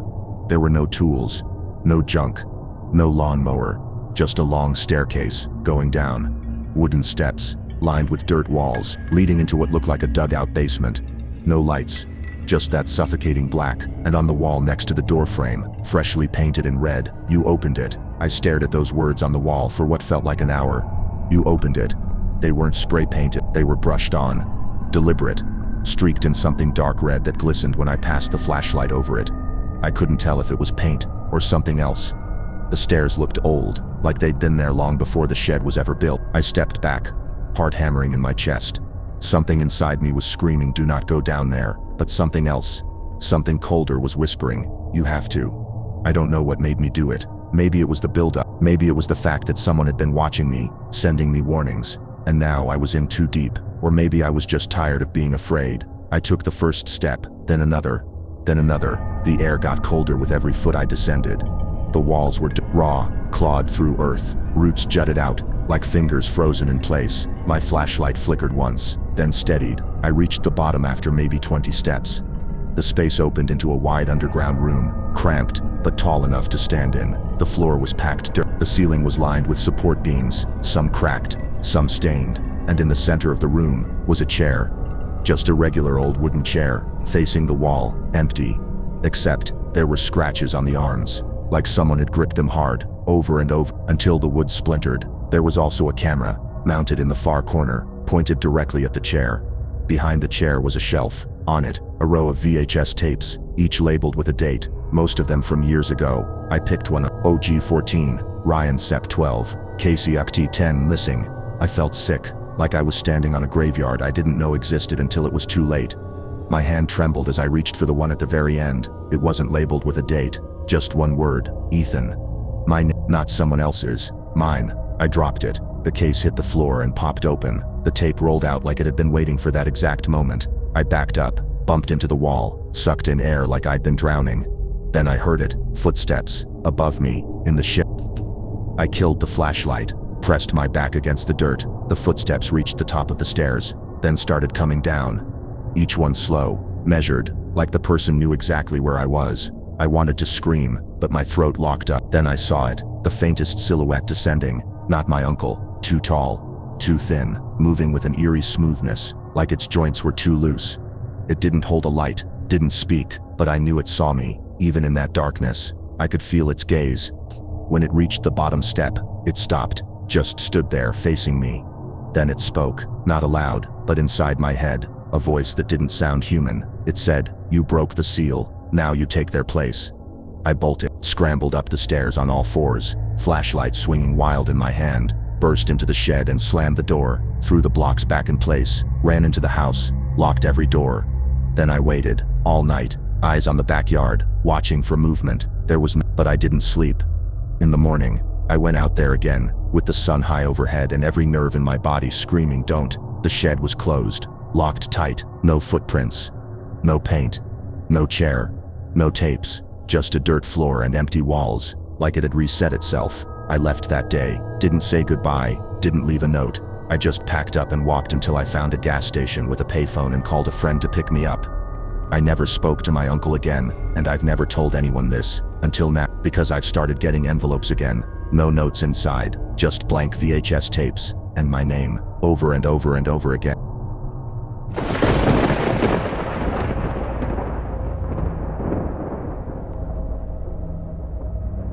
I moved into the building on a Tuesday, not a particularly significant day. The lease had started on the 1st of the month, but I couldn't get the moving van until the 5th. That morning I'd had 3 cups of coffee, woke up early, packed the last of my clothes into a busted suitcase I'd had since college, and loaded everything into the back of a van I rented off a guy who gave me a student discount even though I hadn't been a student in 3 years. By noon, I was standing in the narrow lobby of an old 3-story walk-up in a part of the city that felt stuck in time. The kind of neighborhood where the laundromat still had coin slots, where corner stores smelled like lemon floor cleaner and dust, and every apartment building looked like it came out of a 1970s detective show. Mine had brown bricks, rusted iron bars, and a buzzer system that didn't work unless you jiggled the door just right. Apartment 3B. That was mine. 3rd floor. No elevator. 2 heavy boxes at a time. The hallway was quiet when I arrived. Just the low creak of my sneakers against the old wood floors and the occasional hum of a radiator coming to life. The paint on the walls had yellowed to the color of weak tea. The baseboards were chipped, but the place smelled clean, which surprised me. Old, but clean. When I opened the door to 3B, I felt something weird. Not dread, not unease, just stillness, like the air inside had been waiting for someone to breathe it in. The apartment was small, a single bedroom, a kitchen the size of a closet, and a bathroom with tiles that didn't match. But it was mine, and it was quiet. I dropped the first set of boxes in the living room and stepped back into the hallway to grab more. That's when I noticed it. The apartment across from mine, 3A, had no name on the door. No sticker, no buzzer, no evidence anyone had lived there for a long time, but it wasn't abandoned. I could tell by the lock. New, silver, clean, and the doormat. It was black rubber, freshly wiped, like someone had recently shaken the dust off it. I leaned in closer. There was no peephole, just a solid door, painted the same off-white as the rest. I gave it a quick glance, shrugged, and turned back to my apartment. By 5 p.m. I had everything inside. Unboxed a kettle, boiled some water, made soup. I sat on the floor of my living room and watched the shadows move across the hardwood as the sun dropped behind the rooftops across the street. It was my first night, and I was alone, but not in a scary way. In a freeing way. No roommates, no parents, no noise, just me. And my walls, and my window that overlooked a fire escape with a view of the back alley and a few trash bins. Around 9:30 I heard something from the hall, footsteps. Slow, measured, but quiet, almost like someone was barefoot. I paused, spoon in hand, listening. The footsteps passed my door, stopped. Then, nothing. No knock, no creak, no jingle of keys, just the sound of stillness returning. I got up and opened the door. The hallway was empty. The light above flickered once. The air was cold, and across from me, 3A, still no name, still no peephole, but I could swear, just faintly, that I heard breathing, soft, rhythmic, coming from behind the door. I shut mine fast, locked the deadbolt, didn't think about it, just moved on. It was an old building. Old buildings made noise. Maybe someone had a friend over. Maybe someone was staying temporarily. I told myself all the rational things. They worked. Until morning. At 7:12 a.m., I opened my door to grab the newspaper that the building manager left every morning. A little courtesy I hadn't asked for. There was a note, folded, placed perfectly at the edge of my doormat. No envelope, typed on a strip of printer paper, just like that. It said, "Close your curtains after dark. They can see in." I looked down the hallway. No one. I looked at 3A. Nothing had changed. Except, there were no curtains in that apartment. I could see it now, through the thin gap in the edge of the frame, just enough to catch a glimpse of a wall. Blank. White. Too clean. No art. No furniture. Just space. I called the building manager that afternoon. A guy named Al. Heavy smoker. Voice like gravel in a blender. He answered on the second ring. "Yeah. Hey. This is the new tenant in 3B. I had a question." Silence. Then a long exhale. 3B, he said slowly. "Yeah, I just moved in." Another pause. Then, "You got a problem with the water or something?" No, it's fine. I was wondering about the apartment across from me." 3A. More silence. I could hear wind through the phone, or maybe static. "You got no reason to worry about 3A. I just wanted to know if someone lives there." "You got no reason to talk about 3A. Then the line went dead. That night I stayed up later. I wanted to see if the footsteps came back. I sat in bed with my laptop, volume low, curtains drawn, and at exactly 9:28 p.m., I heard them, soft, barefoot, dragging just a little. They stopped again in front of my door, and I swear I could feel it. Someone right on the other side, just listening. I didn't open it this time. Instead, I waited. 30 seconds. A minute, then slowly crept over to the peephole. But the lens was black, not the hallway. The peephole itself. Like someone had placed a finger, or an eye, right against it. I stepped back, heart in my throat. The blackness didn't move. Then suddenly gone. Just empty hallway. The next morning, another note. Same paper, same typewriter font. Don't answer the door after 9:30 p.m. Not even if they say your name. I didn't sleep that night. Not because of the footsteps, or the notes, or even the peephole blacking out. I didn't sleep because I kept thinking, what happens if I do answer the door after 9:30? What if I had the first night? My brain kept rewinding the moment over and over, trying to plug in outcomes. A prank, some weird tenant ritual, or something worse. When I finally dozed off, it was close to dawn. My dreams were fragmented, doors opening to nowhere, someone whispering my name through the walls, my own apartment shifting shape like a funhouse version of itself. At 9 a.m., I woke to a knock. I jolted upright, heart slamming like a drum. Then I remembered. 9 a.m. Daylight, safe. Still, I moved slow, one careful step after another toward the door. I peeked out the peephole, empty hall. I waited. Maybe someone had knocked on the wrong door. But then I saw it. Another note. Same size, same typeface, folded neatly under my door. I picked it up. This one was longer. There are rules. Most of them you've already broken, but not all. Do not speak to the man in the mirror after midnight. Do not let the cat inside, even if it looks cold. Do not watch the tape. And whatever you do, if you hear crying from 3A, do not knock. I stood there for a long time, just rereading the list. The man in the mirror, the cat. This was turning into something more than just paranoia or coincidence. This was intentional, organized. Like some invisible force had been watching me since I arrived. I taped the note to my fridge. Not sure why. Maybe because part of me believed it, and the rest of me just wanted to keep it somewhere I couldn't forget. The day was normal. Mostly, I worked remotely, did my emails, hopped on Zoom calls, the usual grind, but I kept checking the hallway, again and again, waiting for movement, or sound, or anything. Around 4 p.m., I heard someone enter the building, loud footsteps this time, confident, keys jangling, a door slamming. I waited by the peephole like some kind of weirdo. Nothing. Then I heard voices. 2 women talking softly near the stairwell. I stepped outside. Hi. Sorry, I said, trying not to sound like I'd been eavesdropping. I just moved into 3B. Do you guys live here too? They looked at each other. One was in her 20s, dark braid and tired eyes. The other older, maybe late 30s, keys hooked onto her belt loop. The younger one said, "We're in 2C. The older one nodded. Building's not bad, quiet, unless someone upstairs decides to move furniture at 3 a.m. I chuckled, but then asked, "Hey, this is going to sound weird, but do you know who lives in 3A? Their faces changed, like a switch had been flipped. The younger one tensed. The older one raised an eyebrow. No one, but it's not empty, I pressed. I've heard people, gotten notes. Something's definitely going on in there. The younger one leaned in, voice hushed. Don't ask about 3A, seriously, we all tried. The manager won't say anything. People move out fast when they ask too much. I blinked. How long have you lived here? 8 months. And it's always been like this. They didn't answer. They just exchanged another look, like there was more they wanted to say but couldn't. Then the older one gave a small nod. Just follow the rules, she muttered. You'll be fine. And with that they turned and headed downstairs. Follow the rules. But who was making them? That night, I stayed up again, not because I wanted to, because I had to. I couldn't sleep, not with that last line from the note burned into my brain. If you hear crying from 3A, do not knock. At 11:47 p.m., I heard it. A whimper, high-pitched, wet, fragile, like someone struggling to breathe through their tears. It started soft, almost like it was inside my own head, but it got louder and louder until it was echoing through the thin walls, bouncing between my apartment and the hall like the building itself was weeping. I covered my ears. I paced. I tried to tune it out.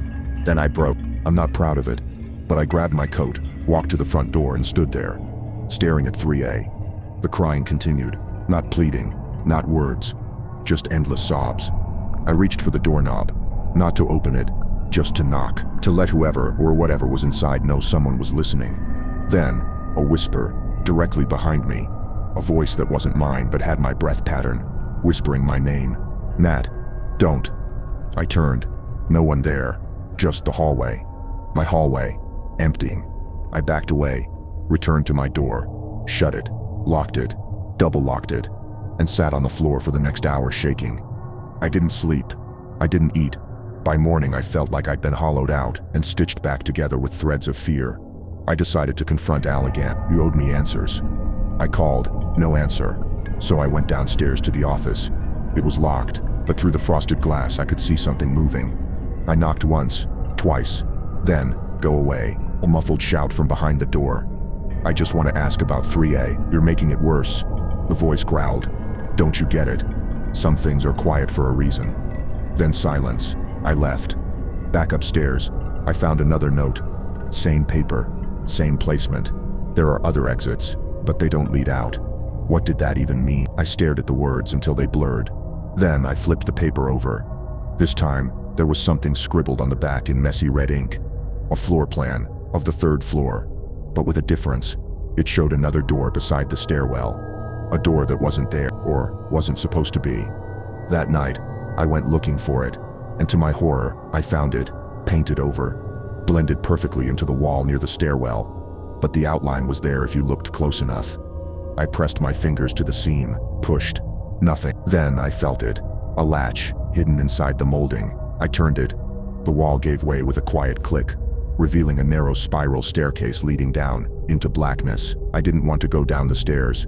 Everything in my body told me to back away, to seal the door, to pretend I'd never seen it. But something pulled me forward. Not curiosity, not even courage. Desperation. I needed this to end. The rules, the footsteps, the notes. 3A. I had to know what I was living across from. I reached for my phone flashlight. The beam cut through the dark just barely, lighting up tight. Stone steps that coiled down into something ancient and forgotten. The air down there didn't feel like basement air. It was cold, but not stale. Fresh, in a strange way. Like the space had been preserved, not abandoned. Step by step I descended. The sound of my sneakers on the stone echoed strangely, like the stairwell was bigger than it looked. About 10 steps down, the light hit something. A door. Not wood. Iron. Painted the same off-white as the other apartment doors, but cleaner. No dust, no scratches. A pristine number on it. 3A. But I was above the 3rd floor now. This didn't make sense. I reached for the handle, expecting it to be locked. It wasn't. The knob turned easily in my hand, smooth and cold like river stone. With one last breath, I pushed it open. It was the same apartment, layout-wise, identical to mine. Same kitchen, same living room, same window, same bathroom tile. But wrong. All of it wrong. Like someone had recreated my apartment from memory, and got just enough wrong to make it feel alien. The walls were bare. The windows were covered in thick black cloth. There was no furniture except for a single chair, placed directly across from the front door. And in the chair, a man, still, breathing, eyes open, but not aware. Like he'd been paw-frozen mid-thought. He looked like me. Not exactly. Older, more gaunt. But the resemblance chilled me. He didn't react when I stepped in, didn't blink, didn't turn. I slowly circled him, heart pounding so loud I could barely hear my own breath. Then I saw it. On the wall behind him. A giant mirror, cracked, straight down the center. And in the reflection, there was no one in the chair, just an empty room. I spun around. He was still there, breathing shallow, but not in the mirror. My own reflection looked fine, except the expression. My face in the mirror was smiling.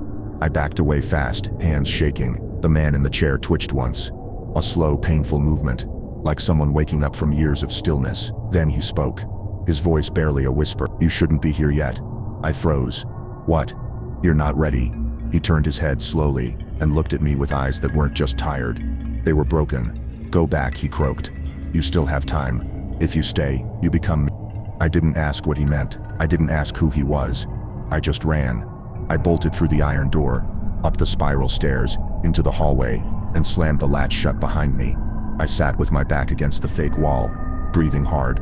No footsteps, no sound, just my own pulse screaming in my ears. I didn't sleep that night, or the next, or the one after that. Every knock, every floorboard creak, every whisper of wind outside my window felt like a warning. But nothing happened, not for days, just silence. And then, another note. Same place, same paper, but this one wasn't typed. It was handwritten, shaky, red ink, my name, over and over again, dozens of times, scribbled like a warning, like someone trying to remember me. I moved out the next day, didn't give notice, didn't pack properly. I left behind plates, towels, my mattress. I couldn't spend another night across from that door, not after what I'd seen, what I'd almost become. 2 weeks later, I got an email. No sender, no subject, just a file attached. A photo of me sitting in that chair, in the 3A apartment, expression blank, eyes open, and behind me, in the cracked mirror, no reflection.